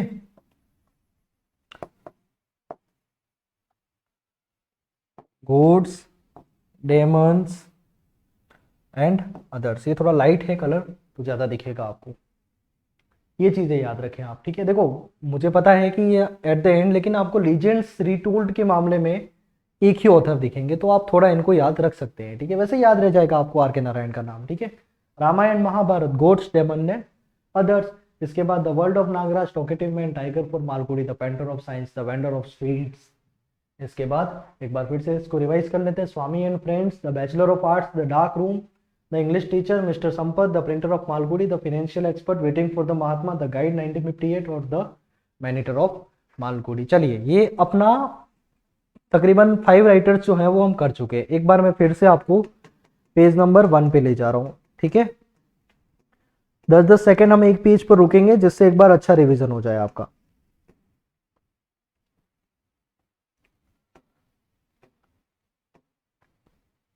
चलिए, रविंद्रनाथ टैगोर के बारे में। फादर देवेंद्रनाथ टैगोर, सरला देवी, टाइटन बोला जाता है इनको। इसके बाद कुछ क्वालिटीज थी राइटिंग की, प्रचार वाला मामला आ गया। ठीक है, इनको इंडिया का greatest man of letters, great scholar and educator, ambassador of friendship between East and West, India's poet laureate, son of India, the sentinel of East। ये जानकारी है। इसके बाद ऑनरेरी डॉक्टरेट मिला था इनको, कहाँ से मिला? कलकत्ता यूनिवर्सिटी से। इसके बाद जो नाइट की जो उपाधि है वो इन्होंने किसके प्रोटेस्ट में इन्होंने वापस रिनाउंस कर ली? तो जलियांवाला बाग मैसेकर। ये Veda, Upanishad, medieval mysticism, folk singers of Bengal, the poetry of Kabir और इंग्लिश राइटर्स थे कुछ उनसे बहुत ज़्यादा कहते हैं इंस्पायर्ड थे। मेनली इन्होंने बंगाली में लिखा है। लेटर ऑन उनके वर्क्स जो है वो मैक्सिमम किस में ट्रांसलेट हुए? इंग्लिश के अंदर। ठीक है, यहाँ याद रखें आप। उनकी जो पहली पोम है इंग्लिश में, द चाइल्ड, प्लेस है Karna and Kunti, Chitra, Malini, stray birds, the cycle of spring, post office, red oleanders, the mother's prayer, Somak and Ritvika, Sanyasi, the king and the queen, the waterfall और Muktadhara, Ama and Vinayak, autumn festival, sacrifice and Kacha Devayani. ठीक है, इसके बाद novels हैं, the wreck and Gora important है उसमें, Mashi, broken ties, the home and the world और hungry stones, इसको भी एक बार देख ले। ठीक है, पोएट्री में गीतांजलि मोस्ट इंपॉर्टेंट है, crescent moon, lovers gift, crossing, the fugitive and other poems, fruit gathering and the gardener, इसको थोड़ा सा देख ले। इसके बाद हम बात करते हैं इनको नोबेल प्राइज की। तो नोबेल प्राइज किस में मिला था? लिटरेचर में मिला। कब मिला? 1930 में। किसके लिए? गीतांजलि के लिए। 35 नंबर की पोम इंपॉर्टेंट है इसमें। इसके बाद 1901 में इन्होंने शांति निकेतन स्टेब्लिश किया। Later on it was converted into university, इसका नाम था विश्व भारती। सरोजिनी नायडू के बारे में बात करी, dreamer born in dreamless age, ये देखा हमने। और ardent, versatile and profound genius था अघोरीनाथ चट्टोपाध्याय, सुंदरी देवी, पेरेंट्स। इसके बाद उनके कुछ टाइटल्स हैं, the nightingale of India, Bharat Kokila and singer of songs. ठीक है, एक्टिव पॉलिटिशियन थी, कांग्रेस की फर्स्ट जो इंडियन वुमेन थी जो प्रेसिडेंट बनी थी 1925 में कानपुर सेशन में। और उसके बाद इन्होंने पहला जो अपना पोइट्री का वॉल्यूम था वो एडमंड गूस को इन्होंने क्या किया? डेडिकेट किया था। ये लाइन रह गई थी अपना, है ना, द गोल्डन थ्रेशोल्ड। इसके बाद इनकी कुछ रचनाएं हैं, इनको पढ़ लें आप। The golden threshold, bird of time, the broken wings और the sceptred flute, the feather of dawn and the Indian weavers, ये चीज़ें हैं। अवार्ड्स में याद नहीं रखने आपको, she wrote a biography on Mohammad Ali Jinnah, an ambassador of friendship. ठीक है, चलिए फिर यहाँ से हम आगे बढ़े थे। एम.आर. आनंद की बात करी इन्होंने। पेशावर में इनका जन्म हुआ था, क्षत्रिय फैमिली में। अनटचेबिलिटी और कास्ट जो डिस्टिंक्शन था इंडियन सोसाइटी के अंदर, उसके ऊपर इन्होंने बात करी। आयरिनी एडलर से इंस्पायर्ड होकर इन्होंने एज ए नॉवलिस्ट अपना करियर शुरू किया। उनकी राइटिंग के अंदर हम स्ट्रीम ऑफ कॉन्शियसनेस को देखते हैं। नेक्स्ट हम बात करते हैं BBC लंदन के लिए इन्होंने स्क्रिप्ट राइटिंग का काम भी किया था। और Tolstoy, Ruskin, Morris and Gandhi से ये प्रभावित थे। इनकी ऑटोबायोग्राफिकल नॉवेल्स है। द 7 एजेस ऑफ मैन तो याद रहेगा, वो वाले चारों नाम देख लो, 7 summers, the morning face, confessions of a lover और द बबल, ये 4 थी। और मॉर्निंग फेस के लिए क्या मिला इनको? साहित्य अकादमी अवार्ड मिला था। इसके बाद ये कुछ रिमार्केबल नॉवेल्स है एम.आर. आनंद की, उसमें अनटचेबल है 1935 का। इसके बाद हम देखते हैं कुली है, two leaves and bird, lament on the death of a master of arts. इसके बाद द विलेज है, across the black waters, the sword and sickle, the big heart. Next, private life of an Indian prince. ठीक है, the old women and the cow, the road, the death of a hero. और उसके बाद award से the international peace prize इनको मिला, पद्म भूषण 1967 में। इसके बाद साहित्य अकादमी अवार्ड जो है वो 1971 में मिला। किसके लिए? द मॉर्निंग फेस के लिए। ठीक है, यहाँ से आगे बढ़ते हैं। R.K. नारायण, इनके नाम को समझा दिया था मैंने। आर का मतलब राशीपुरम उनके गांव का नाम था, के मतलब कृष्णा स्वामी और नारायण का मतलब नारायण स्वामी। उनके जो वर्क्स हैं वो मोस्टली एक फिक्शनल टाउन के अंदर सेट है, इसका नाम क्या था? मालगुडी। ठीक है, आगे बढ़ते हैं हम। इसके बाद इन्होंने चाइल्डहुड अपनी ग्रैंड मदर के साथ बिताया था जो इनको कुंजप्पा के नाम से जानती थी।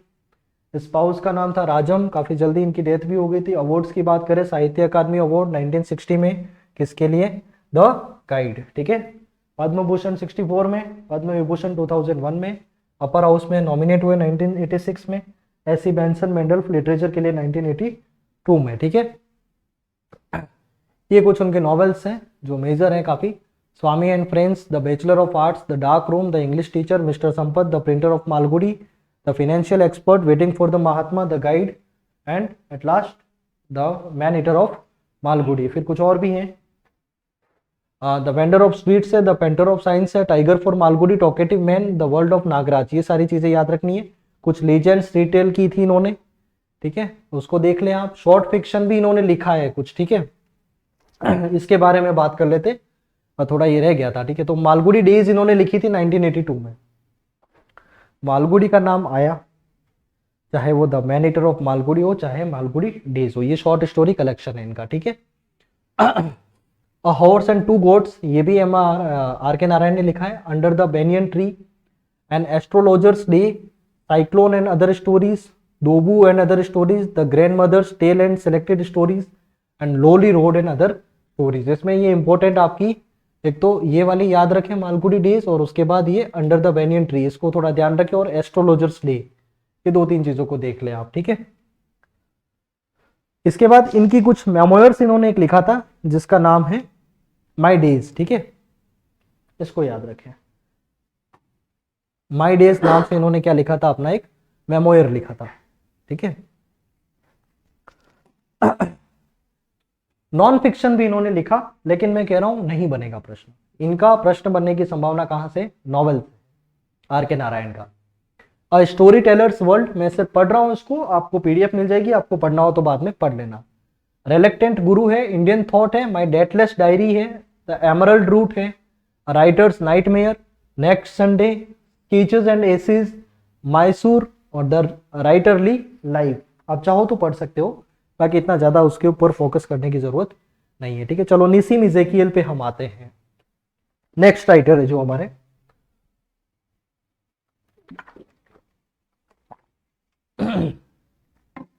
तो इनका जन्म 16 दिसंबर 1924, नहीं याद करना।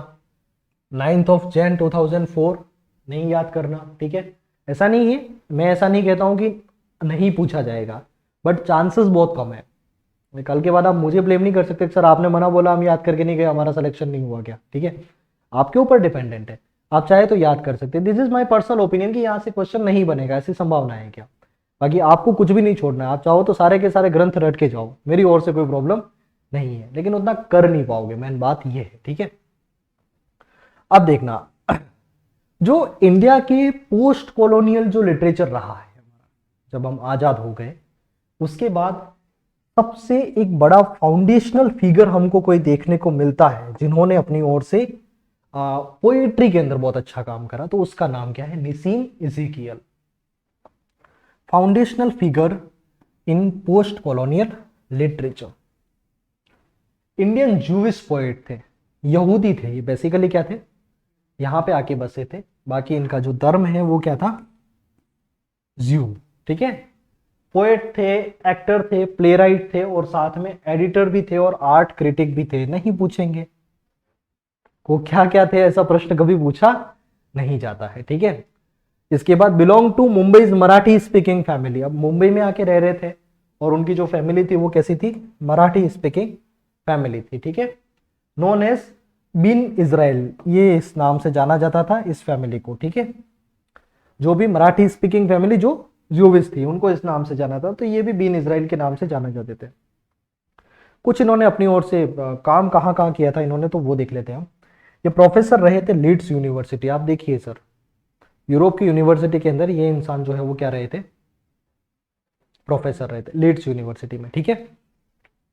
नेक्स्ट है invitee of US government under international visitor programme. International visitor programme के अंदर ये क्या थे, इनवाइटी थे, मतलब उनको बुलाया जाता था वहां पे। नेक्स्ट प्रश्न बनने की संभावना कम है, ये पूछा जा सकता है कि वो ज्यूविश पोएट थे, इसके बारे में प्रश्न बन सकता है आपका, ये अच्छा है, इसको याद रखें आप।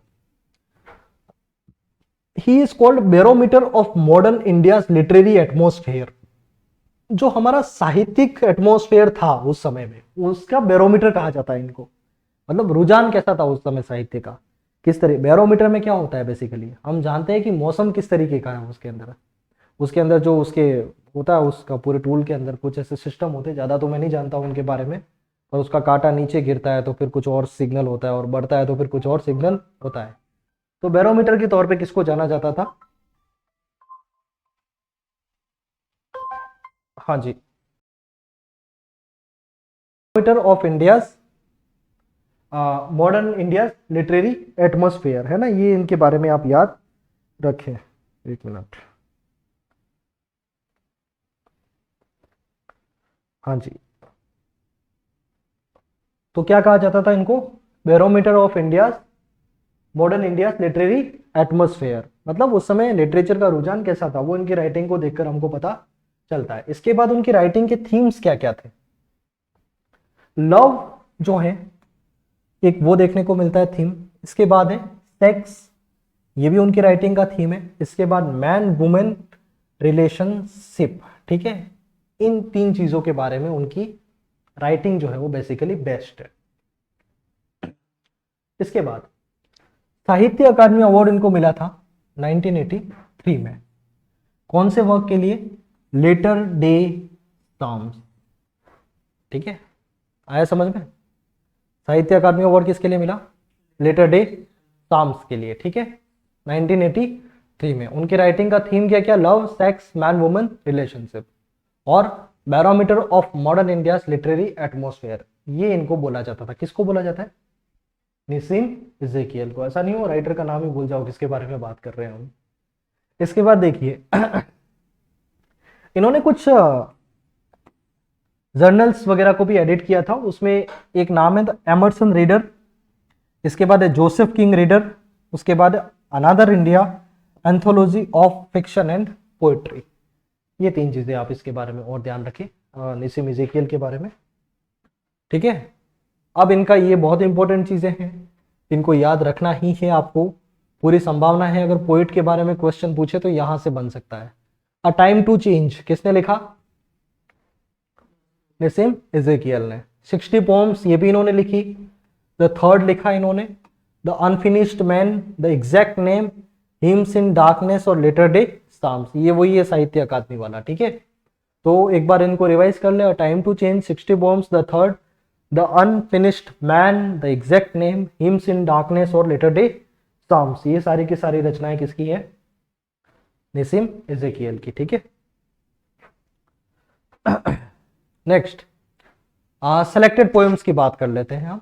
कुछ मतलब जो उनका कलेक्शन था उसमें कुछ सेलेक्टेड पोएम्स हैं ना। अ टाइम टू चेंज, समय आ गया बदलाव का, ठीक है। इसके बाद एंटरप्राइज और नाइट ऑफ द स्कॉर्पियन, बहुत इंपॉर्टेंट है, ठीक है। इसके बाद डिक्लेरेशन, मैरिज, बैकग्राउंड कैजुअली, ये भी इंपॉर्टेंट है, ध्यान रखा आप, है ना। इसको लिख देता हूं मैं यहां पे। थोड़ा ऑटोबायोग्राफिकल टच भी इसके अंदर देखने को मिलता है। Background casually. इसके बाद goodbye party for miss Pushpa, ठीक है, ये ध्यान रखना, ये भी इंपॉर्टेंट है। नेक्स्ट है the way it went, poem of separation है, two nights of love, poet, lover and bird watcher, एक इसको याद रखें आप, poet, lover and bird watcher, ठीक है। ये दो तीन चीजें आप ध्यान रखें इसके बारे में। इसके बाद एनकाउंटर है, मॉर्निंग वॉक इन इंडिया, ये भी थोड़ा ऑटोबायोग्राफिकल टच इसके अंदर देखने को मिलता है। तो बेसिकली यहां से आप नाइट ऑफ स्कॉर्पियन याद रखें। इसके बाद बैकग्राउंड कैजुअली जो है वो याद रखें, goodbye party for miss Pushpa, ये याद रखें आप। इसके बाद a morning walk in India, और बस ये, और ये poet, lover and bird watcher जो मैंने यहाँ पे लिखा है, इनको याद रखें आप, ठीक है। क्लियर? नेक्स्ट जयंत महापात्रा आ गए। तो अभी तक हमने 4 या 5 हमारे राइटर्स हो गए हैं, ठीक है। तो देखो पूरी इसी क्लास के अंदर करना है, उससे पहले मैं कुछ चीजें बता दूं। हो सकता है मैं आपको पहले ही बता चुका हूं, ये जो क्लास है हमारी, इसमें आपको ऐसा कोई बहुत ज्यादा देखने को नहीं मिलने वाला रोमांचक चीजें हैं, क्योंकि मैं क्या रोमांच कराऊंगा इसके अंदर। इसके अंदर कुछ रचनाएं हैं जो आपको पढ़नी है, बस मैं ही कर सकता हूँ थोड़ा सिंप्लीफाई करके आपके सामने लाऊं उनको, और ये बताऊं सिर्फ इतना ही पढ़ना है। और अभी तक मेरे ख्याल से हमको आधे घंटे से ऊपर का टाइम हो गया है, और हमने 1 घंटा हो गया है ना। चलिए 1 घंटा हो गया, मतलब 2-3 घंटे का था मेरा, जिसमें अपन सारे राइटर्स कर ले। थोड़ा स्पीड बढ़ाएंगे हम यहाँ से, और कोशिश करेंगे इनको थोड़ा और जल्दी हम कर पाए, ठीक है। चलिए जयंत महापात्रा की बात कर लेते हैं। इनके बारे में 22 अक्टूबर 1928, याद नहीं रखना। अच्छा, इनके बारे में ध्यान रखें, ये फिजिक्स के प्रोफेसर थे। क्या थे? प्रोफेसर थे, साइंस बैकग्राउंड से थे। ये रेवंसा कॉलेज कटक के अंदर पढ़ाते थे। कहाँ पर? रेवंसा कॉलेज कटक। अच्छा, हैंड राइटिंग का इश्यू आपके सामने हो सकता है, मैं क्लियरली बता रहा हूँ, इसका ध्यान रखें आप, क्योंकि जब आपके पास पीडीएफ का फॉर्मेट आ जाएगा वहां पे आपको दिक्कत नहीं होगी, है ना, पढ़ने में उसको। He began writing poetry at the age of 40। 40 साल की उम्र में इन्होंने लिखना शुरू किया। बेसिकली इतना लेट बहुत ही कम ऑथर्स लिखना शुरू करते हैं क्या, और उसके बाद भी, क्योंकि ऐसा माना जाता है क्रिएटिविटी के बारे में, आपने पढ़ा होगा साइकोलॉजी में, कि जो क्रिएटिविटी होती है वो 30 साल तक ही हमारे क्या होती है, बढ़ सकती है कि इंसान की, अगर वो राइटिंग का काम करता है, कोई भी काम करे क्या, 30 साल के बाद वो फिक्स हो जाती है क्या। इसके बाद इन्होंने क्या करा, क्रिएटिव वर्क 40 साल की उम्र में इन्होंने शुरू किया, है ना, क्योंकि लिखना अनडाउटेडली क्रिएटिव चीज है, तो वो इन्होंने 40 साल की उम्र में किया। इसके बाद जो ट्रायो ऑफ पोएट्स बोला जाता है, मतलब ऐसे 3 पोएट जिन्होंने पोएट्री में बहुत बड़ा कंट्रीब्यूशन दिया था, उसमें कौन कौन है? एक ये रामानुजन है, एक तो क्या नाम है, और उसके बाद आर पार्थसारथी, और उनके साथ एक कौन है, निजिम, ये जयंत महापात्रा। ये 3 बहुत बड़े पोएट हुए हैं, ठीक है। Excuse me. अच्छा, इंटरनेशनल राइटिंग प्रोग्राम हुआ था, वहां पे इन्होंने इंडिया को रिप्रेजेंट किया यूएसए के अंदर। जयंत महापात्रा के बारे में ये बात याद रखें आप। इसके बाद ये नहीं दिख रहा होगा as far as I know आप, ये देखिए, साहित्य अकादमी अवार्ड इनको मिला था 1980 में, यहां पे लिख रहा हूं मैं, 1980 में इनको मिला था साहित्य अकादमी अवार्ड, और उनकी कौन सी रचना के लिए मिला था, तो रिलेशनशिप के लिए, है ना, रिलेशनशिप के लिए इनको मिला था साहित्य अकादमी अवार्ड। इसके बाद सार्क लिटरेरी अवार्ड 2010, ठीक है। फिर शॉर्ट स्टोरीज का कलेक्शन है द ग्रीन गार्डनर और ट्रंक ऑफ गणेशा, ये इनकी शॉर्ट स्टोरी का कलेक्शन है। पर जयंत महापात्रा के बारे में अगर क्वेश्चन पूछा जाता है तो वो संभावना बनती है कि वो किसके बारे में पूछा जाए, उनकी पोएट्री के बारे में। किसके बारे में? तो ये इनकी कुछ पोएट्रीज हैं, उनको याद रखना है आपको। मैं एक बार बोल देता हूं इनको। पहली, स्वयंवर and other poems. Second, close the sky 10/10। ये दोनों बहुत इंपॉर्टेंट है, इसको नहीं बोलना आप। स्वयंवर and other poems and close the sky 10/10, इसको आप ऐसे ही याद रख सकते हो। 10/10 मतलब इसी तरीके से मैथ्स की बात कर ली, कौन करेगा? फिजिक्स का आदमी करेगा ना सर। फिजिक्स से कौन थे? जयंत महापात्रा, तो वो इन्होंने लिखी, रहेगा याद ये। अब फादर्स आर्ट्स, पिताजी के घंटे कुछ, है ना, उनका जो समय होता है। रेन ऑफ राइट्स है, वेटिंग है, द फॉल्स स्टार्ट है, रिलेशनशिप, ये याद रखना ही है। क्यों याद रखना है? साहित्य अकादमी अवार्ड है, तो वो ऑलरेडी इंपॉर्टेंट हो जाती है अपने लिए। इसके बाद लाइफ साइंस, नेक्स्ट डिस्पोजिस्ट next, burden of waves and fruits और टेम्पल, और उसके बाद है वाइटनेस ऑफ बॉन, ये इंपॉर्टेंट है, इसको याद रखें आप। इसके बाद शेडो स्पेस, ये दोनों भी इंपॉर्टेंट है। तो इंपॉर्टेंट क्या क्या है इसमें? स्वयंवर and other poems, close the sky 10/10, और उसके बाद रिलेशनशिप याद रखना है, और डिस्पोजिस्ट नेस्ट जो है एक, उसको भी आप चाहे तो याद रखें, टेम्पल को भी याद रखें, और ये दोनों तो याद रखनी है आपको, शेडो स्पेस और वाइटनेस ऑफ बोन्स, ये सारी चीजें याद रखनी है। अच्छा, इनका जो राइटिंग है ना पोएट्री के अंदर, वहां पे ओडिशा के लैंडस्केप को बहुत पाएंगे आप, कि उड़ीसा से थे ये बेसिकली, कटक जो जहाँ पे ये पढ़ाते थे। तो मतलब एक उनके अंदर वो कहते हैं ना, जो एक कंट्री साइड के जितने भी सीन्स होते हैं, जो गांवों के सीन होते हैं, वो नजर आते हैं हमको, इनकी जो इमेजरी इन्होंने यूज करी है उसमें, ठीक है। आगे बढ़ते हैं यहाँ से, चलिए एक और राइटर हो जाते हैं। नेक्स्ट हम बात करते हैं अरुण कोलाटकर की। हम जैसे जैसे आगे बढ़ रहे हैं, हो सकता है आपको ऐसा लग रहा है कि समय बहुत ज्यादा हो गया है, 15 राइटर्स करने, अभी हम 4-5 ही करे हैं, बट डोंट फॉरगेट कि जो राइटर्स हम कर चुके हैं वो बहुत ज्यादा बड़े राइटर्स थे। संभावना ये है कि वहां से क्वेश्चन बन जाए। आगे के जो राइटर्स हैं उनके बारे में इतना कंटेंट नहीं है ना, जितना कंटेंट उनके बारे में था। अरुण कोलाटकर की बात करते हैं, 1 नवंबर 1930 टू 25 सितंबर 2000, और याद करोगे? नहीं करना, ठीक है, क्योंकि इतना उलझ नहीं सकते आप इस, अगर इतने सारे की आप डेट ऑफ बर्थ याद करोगे तो फिर क्या ही पढ़ोगे आप। चलिए, बाइलिंगुअल पोएट है, क्या है? 2 भाषा में लिखते हैं, मराठी में और इंग्लिश में, इंग्लिश एंड मराठी में। Won Commonwealth prize in 1977 for his poetry collection Jejuri, और मैं ये मान के चल रहा हूं अरुण कोलाटकर से अगर प्रश्न बनेगा तो जेजूरी से ही बनेगा। किससे बनेगा? ठीक है, या फिर ये बन सकता है कि उनका बैकग्राउंड जो है, मतलब मराठी और ये दो लैंग्वेज जो है इसके बाइलिंगुअलिटी के उनके प्रश्न बन सकता है। और एक ये है, और उनका एक मराठी का कलेक्शन है बिचकी वाही, क्या नाम है? ये थर्ड चीज है। ये मान के चले अरुण कोलाटकर से प्रश्न बनता है तो यहां से बन जाना चाहिए। फिर पता नहीं एग्जामिनर क्या सोचे, वो उसके ऊपर डिपेंड करता है। यहाँ पे उनका मराठी कलेक्शन है, इसको मैं थोड़ा और अच्छे से लिख लेता हूं, BHIJKI, बिचकी वाही। ये उनका मराठी का कलेक्शन है जिसके लिए उनको साहित्य अकादमी अवार्ड मिला था 2004 में। ठीक है,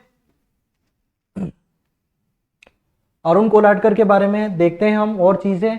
ये इनको आप चाहें तो याद कर लें, और याद करें तो सिर्फ इनको करें आप। ठीक है, वहां से संभावनाएं कम है। जेजूरी 1976 का इनका पोएट्री का कलेक्शन है। काला घोड़ा पोम्स है। सर्पस सत्र, ठीक है, एक इनका ये पोएट्री का कलेक्शन है। इसके बाद ये मराठी के कलेक्शन है, नहीं याद करने आपको। ये बिचकी वाही याद रखिए क्योंकि साहित्य अकादमी इसके लिए मिला था उनके। ठीक है, सेलेक्टेड पोम्स में the priest son, the priest, the bus, an old woman, Chaitanya, the boat ride, 3 cups of tea, a screech, the hag और 3 कप्स ऑफ टी। ये 2 बार हो गया शायद, है ना? ठीक है, इसको मिटा दीजिए आप।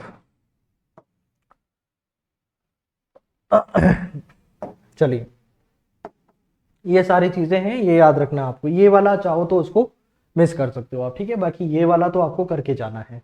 उसमें भी ये 2 अरुण कोलाटकरच्या कविता, ये तो आएगी, वैसे ही कर लोगे। चीरी मीरी थोड़ा मराठी से नाम मिल रहा है क्या? अरुण कोलाटकर का ही नाम आएगा। बिचकी वाही तो करना ही है आपको याद, 2004 में इसी के लिए इनको क्या मिला था?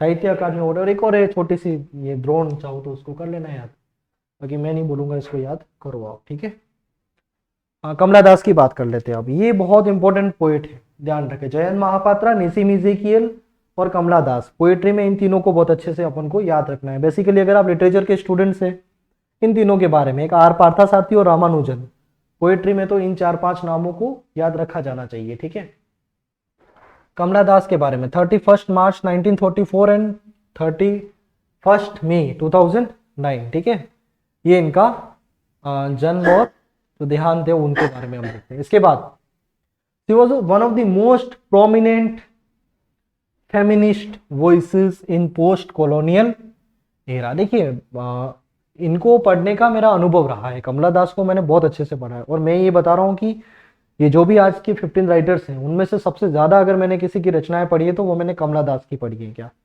एक कन्फेशनलिस्ट पोएट है ये। कैसी हैं?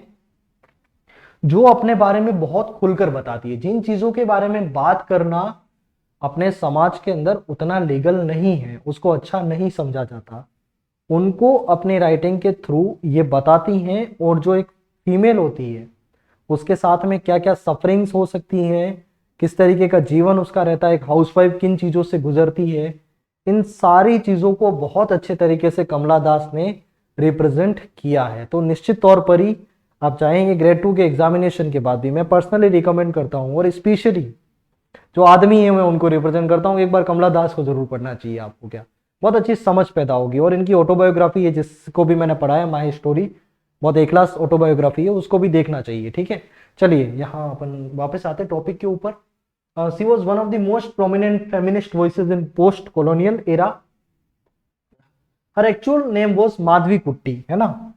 मलयालम में जो भी लिखती थी, 2 लैंग्वेज के अंदर लिखती थी, मलयालम है, इसके बाद इंग्लिश है। ठीक है, and wrote Malayalam poetry with this name. Madhavi कुट्टी के नाम से ये क्या करती थी? मलयालम पोएट्री जो है उसको लिखती थी। To our English readers she is known as Kamala Das. English में जो रचनाएं लिखी हैं वो किसके नाम से हैं? कमला दास के नाम से। क्लियर? यहां से आगे बढ़ते हैं।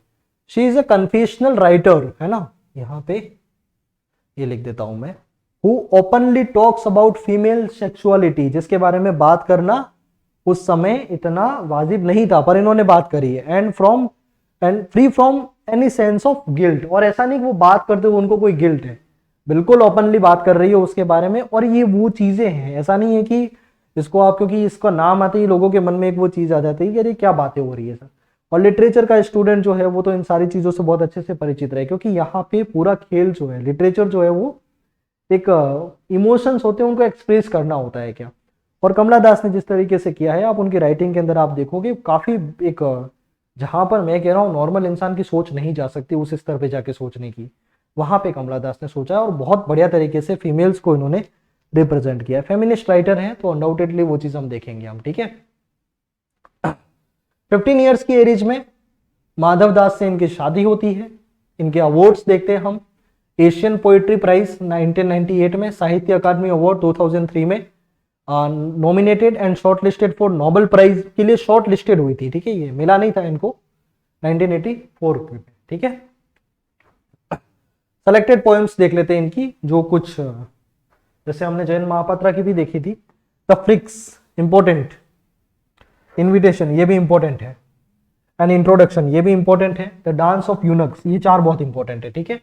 तो लुकिंग ग्लास है, इसको पढ़ लेना एक बार। सनशाइन कैट है, माई ग्रैंड मदर्स हाउस है, और ग्लास है। ये 4 तो याद रख के जानी है आपको, जो स्टार्टिंग वाली मैंने बताई है, ठीक है। मेमोरीज इनकी देखते हैं अपन, तो बाल्य कला, समरांकल, ये चाहो तो याद रखो, बाकी नहीं भी करो तो चलेगा, ठीक है। और सेकंड आपको देख रखिए यहाँ पे वर्षांगल्पु मुंबू, ठीक है। ये थोड़ा वो मलयालम वाला नाम है, प्रोनाउंसिएशन उतना एग्जैक्ट आ नहीं रहा है, ठीक है।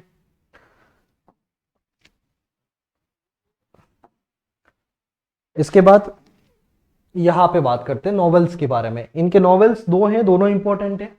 एक है अल्फाबेट ऑफ लस्ट, और उसके बाद है डॉल फॉर चाइल्ड प्रोस्टिट्यूट। ये 2 चीजों को याद रखें आप। शॉर्ट स्टोरीज में इन्होंने लिखी है Padmavati, the harlot and other stories, ये इनकी शॉर्ट स्टोरीज है।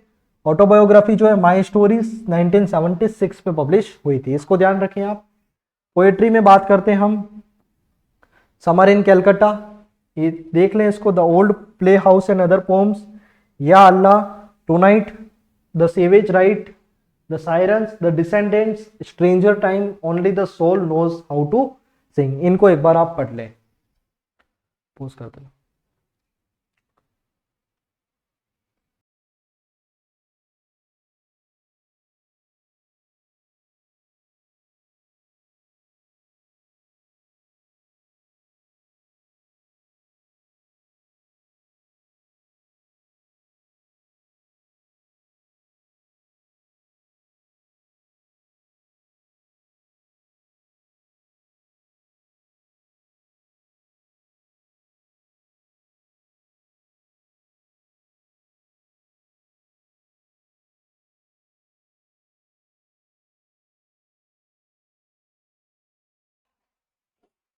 हाँ जी, तो ये सारा अपन को देखना, अल्फाबेट ऑफ लस्ट और डॉल फॉर चाइल्ड प्रोस्टिट्यूट, ये 2 नॉवेल्स हैं इनकी।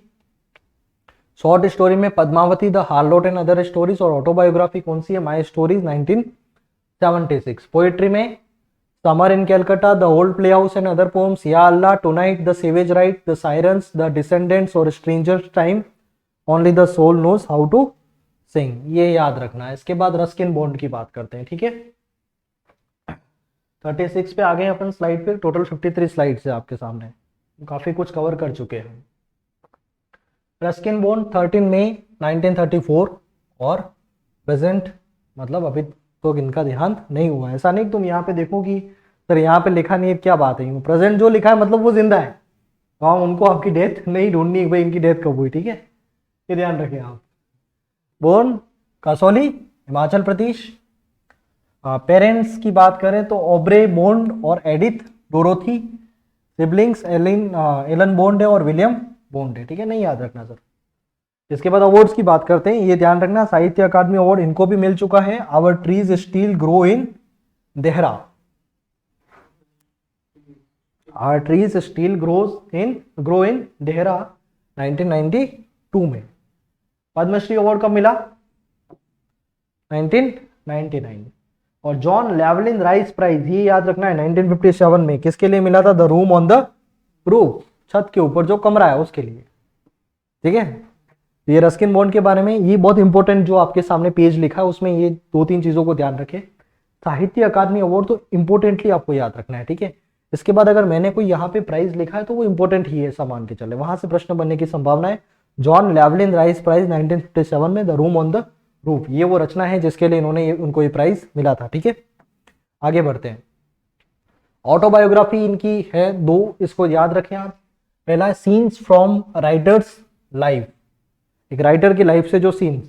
इसके बाद द लैम्प इज लिट, ये दो चीजें याद रखें, सीन्स फ्रॉम राइटर्स लाइफ, इसके बाद है द लैम्प इज लिट। ठीक है, शॉर्ट स्टोरीज कलेक्शन, ये तो इंपॉर्टेंट ही है, मैंने बता चुका हूं आपको। Our trees still grow in Dehra. ठीक है, देहरादून से बेसिकली ये बात करना चाह रहे हैं क्या?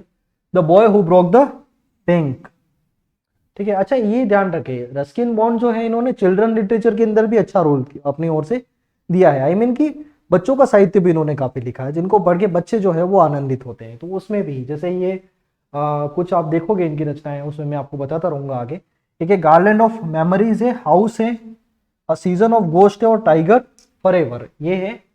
इसके बाद the death of trees, a face in the dark and other hauntings, the adventures of Rusty, ये बिल्कुल चिल्ड्रन लिटरेचर है। Tales and legends from India, ये भी चिल्ड्रन लिटरेचर है। The lost ruby and port pory, है ना, ये इनकी रचनाएं है। याद रखें, एक बार इनको पढ़ ले अच्छे से आप। Our trees still grow in Dehra, the boy who broke the bank, garland of memories, house, a season of ghost, tigers forever, the death of trees, a face in the dark and other hauntings, the adventures of Rusty, tales and legends from India, the lost ruby and port Pori, ये उनकी कुछ रचनाएं हैं, short stories का collection है। ठीक है, next हम देखते हैं नॉवेल्स। ठीक है, यहाँ थोड़ा एक अलग ट्राई किया गया है, अगर ज्यादा क्लियर दिखेगा आप। ठीक है, आपको ये इनकी नॉवेल्स है। रूम ऑन द रूफ, ठीक है, इंपॉर्टेंट है। दिल्ली इज नॉट फार, दिल्ली दूर नहीं है। अ फ्लाइट ऑफ पीजन, कबूतरों की उड़ान। फिर vagrants in the valley, once upon a monsoon time, the road to the bazaar, और Landour days, writer's journal, the panther's moon, Maharani, Susanna's seven husband. इसके बारे में याद रखें, जो सात खून माफ मूवी आपने सुना होगा, देखिए ना वो मूवी, तो ये जो है ना वो सुजेना सेवन हस्बैंड जो है ना उसी के ऊपर बेस्ड है। ठीक है, इसके बाद है द इंडिया आई लव और द सेंसुअलिस्ट, ये सारी की सारी रचनाएं। एक बार पढ़ लीजिए, इनको समय दे रहा हूं मैं आपको 5 मिनट का, पढ़ ले इनको अच्छे से।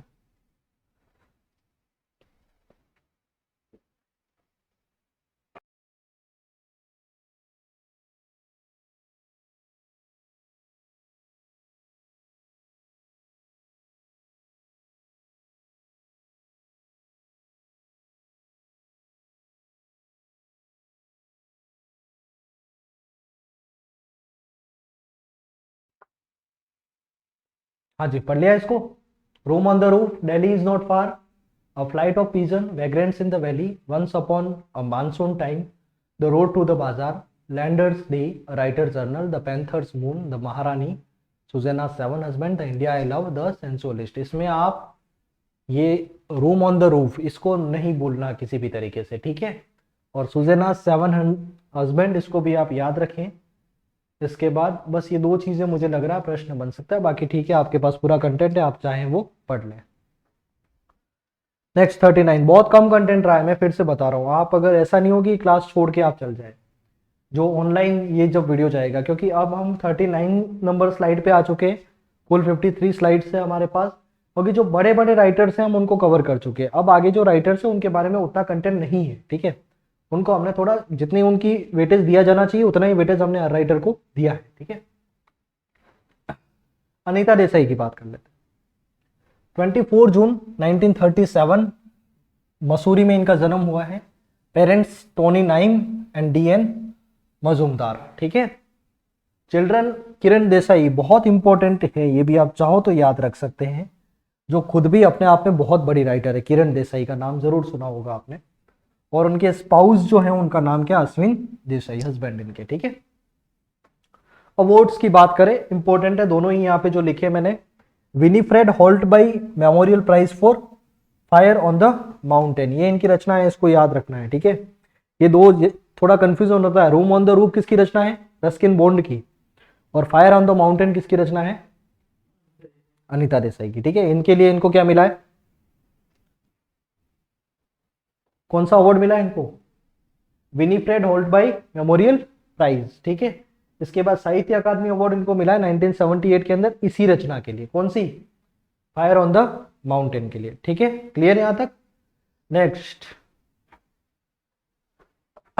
शॉर्ट लिस्टेड हुई है बुकर प्राइज के लिए। किसके लिए?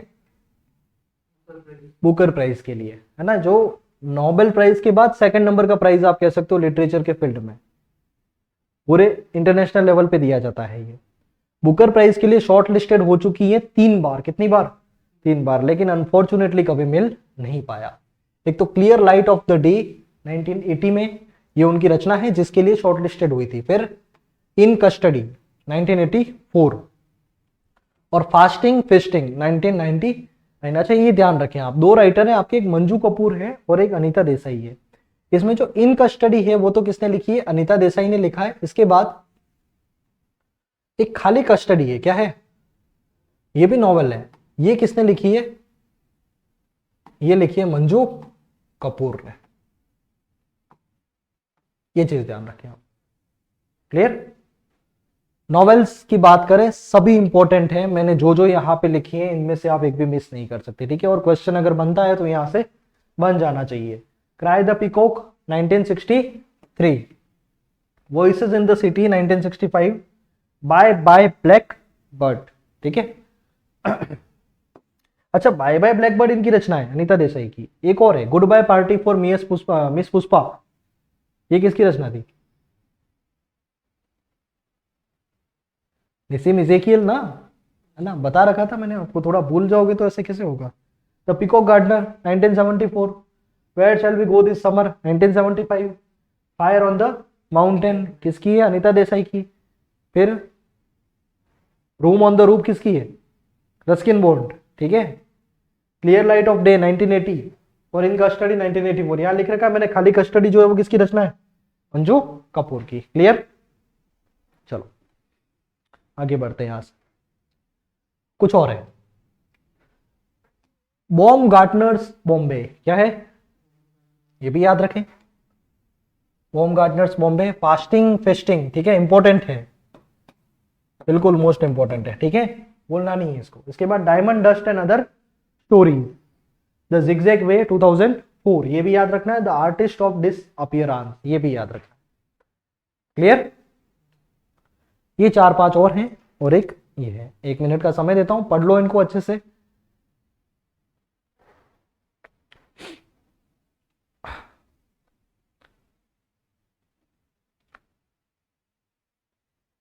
ठीक है, पढ़ लिया? बड़े, चलो आगे बढ़ते थोड़े से, ठीक है। बॉम्ब गार्टनर्स, ठीक है ठीक है, चलो ये अनीता देसाई हो जाती है। फिर शशि देशपांडे, ठीक है, इनके बारे में कुछ चीजें। अब आगे जो राइटर्स हैं उनके बारे में इतनी डिटेल्स नहीं है, ठीक है। हम बहुत जल्दी इस लेक्चर को फिनिश करने वाले हैं। शशि देशपांडे 1938 से प्रेजेंट तक है। She is a daughter of famous Kannada artist, नाम सुना होगा, जो संस्कृत और कन्नड़ के बहुत अच्छे गाता भी थे। उनका नाम था श्रीरंगा, क्या नाम था? उनकी डॉटर रही है Shashi Deshpande. Started a literary career in England, important नहीं है। She is known for creating impactful woman characters in her works, ठीक है। चाहो तो याद करो, बाकी इसमें मुझे अभी तक ऐसा कुछ भी लगा नहीं है। खाली चाहो तो ये जानकारी याद रख सकते हो श्रीरंगा के बारे में, ठीक है। नेक्स्ट, यहां देख लो इनके अवार्ड्स के बारे में। साहित्य अकादमी अवार्ड इनको भी मिला है। कब मिला? 1990 में। किसके लिए? दैट लॉन्ग साइलेंस, वो जो लंबा सा चुप्पी चली थी उसके लिए, ठीक है। दैट लॉन्ग साइलेंस किसको मिला? शशि देशपांडे को। क्या मिला? साहित्य अकादमी अवार्ड। कब मिला? 1990 में। तो पद्मश्री भी मिला इनको। कब मिला? 2009। क्लियर? चिल्ड्रंस बुक की बात कर लेते हैं, इन्होंने लिखी है, इनको देख ले आप।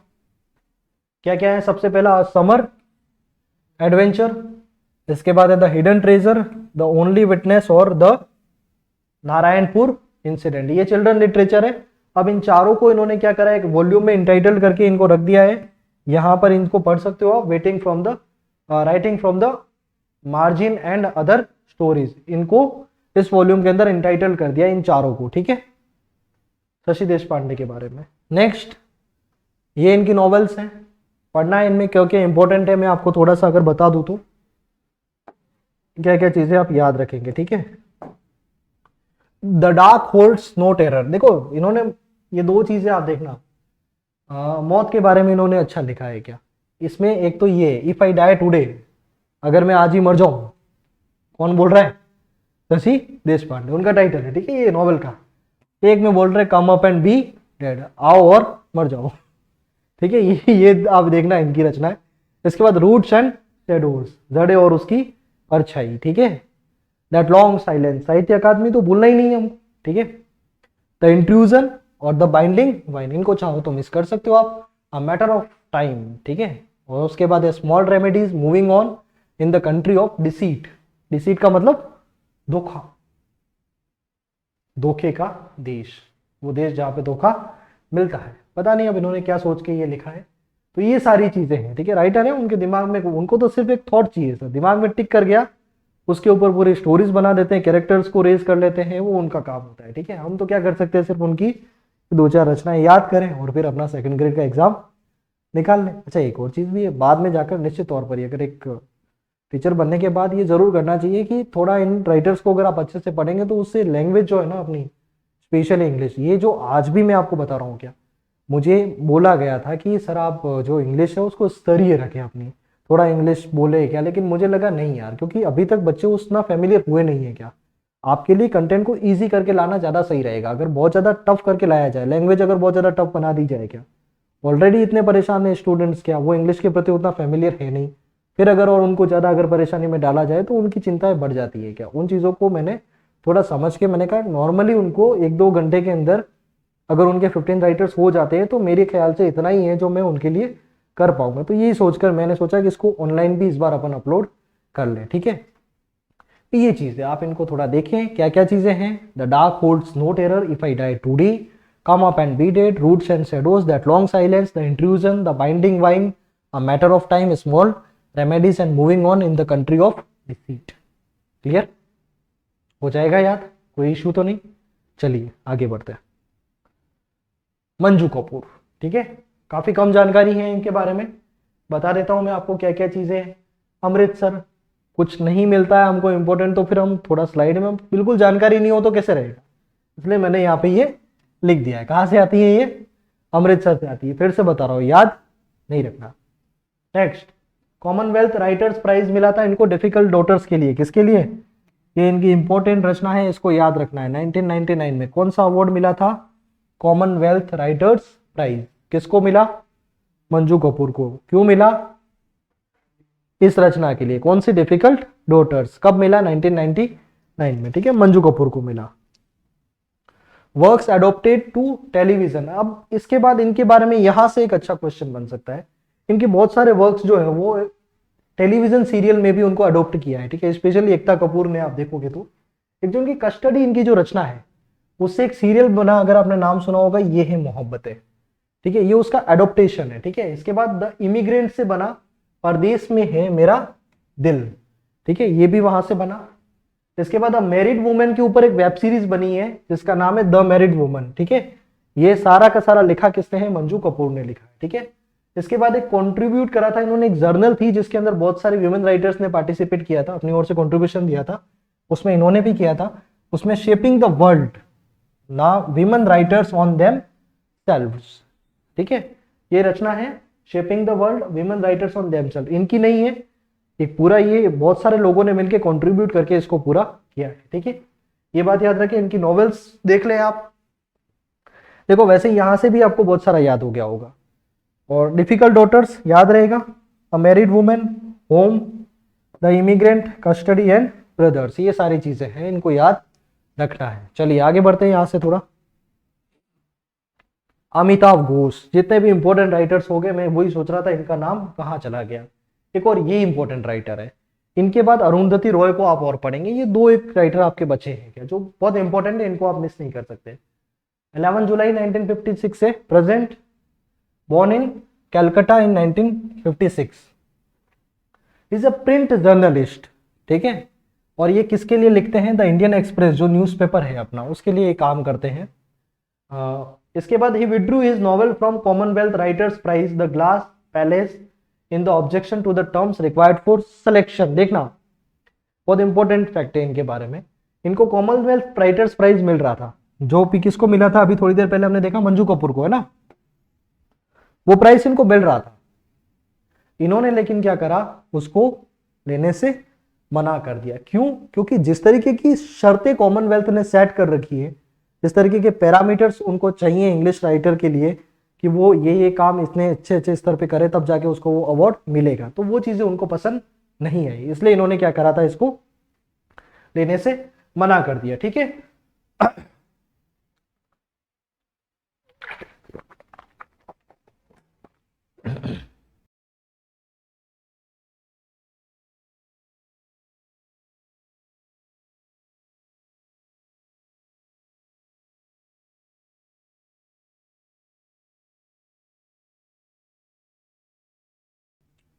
अच्छा, ये कॉमनवेल्थ जो उन्होंने लेने से मना किया था वो कौन सी नॉवेल के लिए इनको मिल रहा था? तो फिर द ग्लास पैलेस के लिए। ठीक है, ये याद रखें। साहित्य अकादमी अवार्ड मिला इनको किसके लिए? द शेडो लाइंस, इसके लिए इनको मिला था साहित्य अकादमी अवार्ड। साहित्य अकादमी अवार्ड की चिंता ना करें, एक ही पेज के ऊपर मैंने सारे के सारे साहित्य अकादमी अवार्ड जो है उनको अरेंज कर रखा है आगे जाके। इसके बाद एक फ्रांस का इनको अवार्ड मिला है, Prix Medicis Etranger, the circle of reasons के लिए मिला है इनको ये। आर्थर सी क्लॉक अवार्ड मिला इनको द कैलकाटा क्रोमोसोम के लिए, और पद्मश्री इनको मिला है 2007 में। ठीक है, इसके बाद शॉर्ट लिस्टेड हुए हैं 2 बार, एक तो सी ऑफ पॉपीज के लिए हुए हैं, बुकर प्राइज के लिए। ठीक है, जो इन्होंने इबिस ट्रिलॉजी जो लिखी है उसके अंदर। रिवर ऑफ स्मोक, ये भी मैन एशियन लिटरेरी प्राइज 2011 में शॉर्ट लिस्टेड हुए, लेकिन वो प्राइज उनको मिला नहीं था। ठीक है,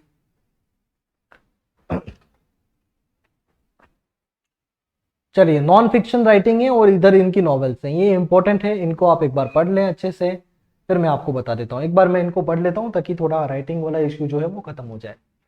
पहला है इन एन एंटिक लैंड, ये नॉन फिक्शन है।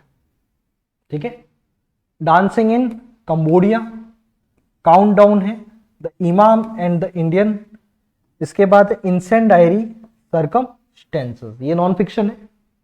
देख लेना, मुझे नहीं लगता याद करने की जरूरत पड़ेगी आपको, क्योंकि इधर बहुत कुछ है आपके लिए याद करने के लिए, है ना। एक सर्कल ऑफ रीजन इनकी नॉवेल है, 1986 में पब्लिश हुई थी। द शैडो लाइन्स है 1988 में। द कैलकाटा क्रोमोसोम है 1995। Next the glass palace 2000, the hungry tide 2004। Next देखो, ये sea of poppies, river of smoke और फ्लड ऑफ फायर, ये 3 रचनाएं जो आपको दिख रही है यहाँ पे, है ना। इसमें ध्यान रखिए, इन्होंने एक इबिस ट्रिलॉजी लिखी थी, है ना। इसका ये पार्ट है, फर्स्ट, सेकेंड एंड थर्ड। एक आया था 2008 में, एक 11 में और एक 15 में। सी ऑफ पोपीज इसका फर्स्ट पार्ट था, river of smoke second part था इबिस ट्रिलॉजी का, और लॉर्ड ऑफ फायर जो है वो थर्ड पार्ट था। इसके बाद गन आइलैंड जो है वो भी इनकी नॉवेल है, जो 2019 के अंदर पब्लिश हुई थी। ठीक है, इसके बाद एक राइटर की बात कर रहे हैं, अरुंधति रॉय की। हम बहुत जल्दी इस लेक्चर को फिनिश करने वाले हैं, लास्ट ही है जहां तक मुझे याद है। अरुंधति रॉय के बारे में ये तो आपको नहीं करना है, नॉवलिस्ट है, एक्टिविस्ट है and world citizen. World citizen किसके लिए बोल रहा हूं, ध्यान रखना, अरुंधति रॉय का जो कैरेक्टर है, एक राइटर के अलावा भी इस लेडी का जीवन बहुत इंस्पायर्ड रहा है कुछ और चीजों से भी, मतलब जो सोशली जो भी चीजें होती है उनके ऊपर बहुत ओपनली बात करती है ये। एक इंसिडेंट बताता हूं मैं आपको, ये जो नर्मदा नदी पर सरदार सरोवर बांध जब बन रहा था क्या, ठीक है, उस समय तकरीबन वहां के, क्योंकि इनका ऐसा मानना था 3,25,000 ऐसे ट्राइबल्स हैं, अगर वहां पे वो डैम बनेगा, कल के बाद अगर उस डैम से पानी छोड़ा जाता है तो उन ट्राइबल्स की जिंदगी खराब हो सकती है, वहां पे पानी आ सकता है क्या, तो उनके लिए गवर्नमेंट ने क्या अरेंजमेंट्स किए हैं क्या, और सरदार सरोवर डैम का इन्होंने बहुत स्ट्रांगली विरोध किया था,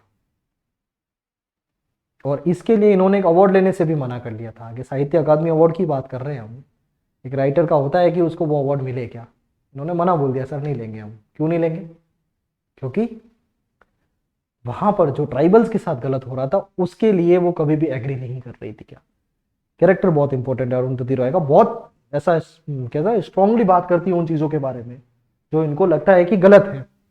एक राइटर के अलावा भी इनका जिंदगी जो है वो अन्य चीजों में, जो सोशल सर्विस के अंदर भी काफी इंपॉर्टेंट रहा है। तो she is a novelist, activist and world citizen, है ना, तो काफी लिबरल है ये अपने थॉट्स को लेकर। एकमात्र राइटर है अभी तक जिन 15 राइटर्स को हमने पढ़ा है। मैंने कहा कि बुकर प्राइज के लिए अभी तक जितने भी हुए वो सारे के सारे क्या थे, शॉर्ट लिस्टेड थे, लेकिन she won the Booker prize for the god of small things in 1997। ये बुकर प्राइज की विनर है। इसके बाद spent her childhood in Aymanam Kerala. ये जो गॉड ऑफ स्मॉल थिंग्स है ना, उसकी पूरी सेटिंग भी इन्होंने वहीं पे करी है। ऐसा माना जाता है, कुछ हद तक इन्होंने लोग बात भी करते हैं कि ऑटोबायोग्राफिकल टच है इसमें। इनका जीवन जिस तरीके से गुजरा है वहां का कुछ टच इन्होंने उसके अंदर दिया है, इसलिए क्योंकि जहां पे ये खुद बड़ी हुई है वहीं पर इन्होंने क्या करा है, इसका सेटिंग रखा है। ठीक है, बहुत अच्छी नॉवेल है। स्पाउस है गेरार्ड दा कुन्हा, इनके फर्स्ट हस्बैंड थे। कौन थे?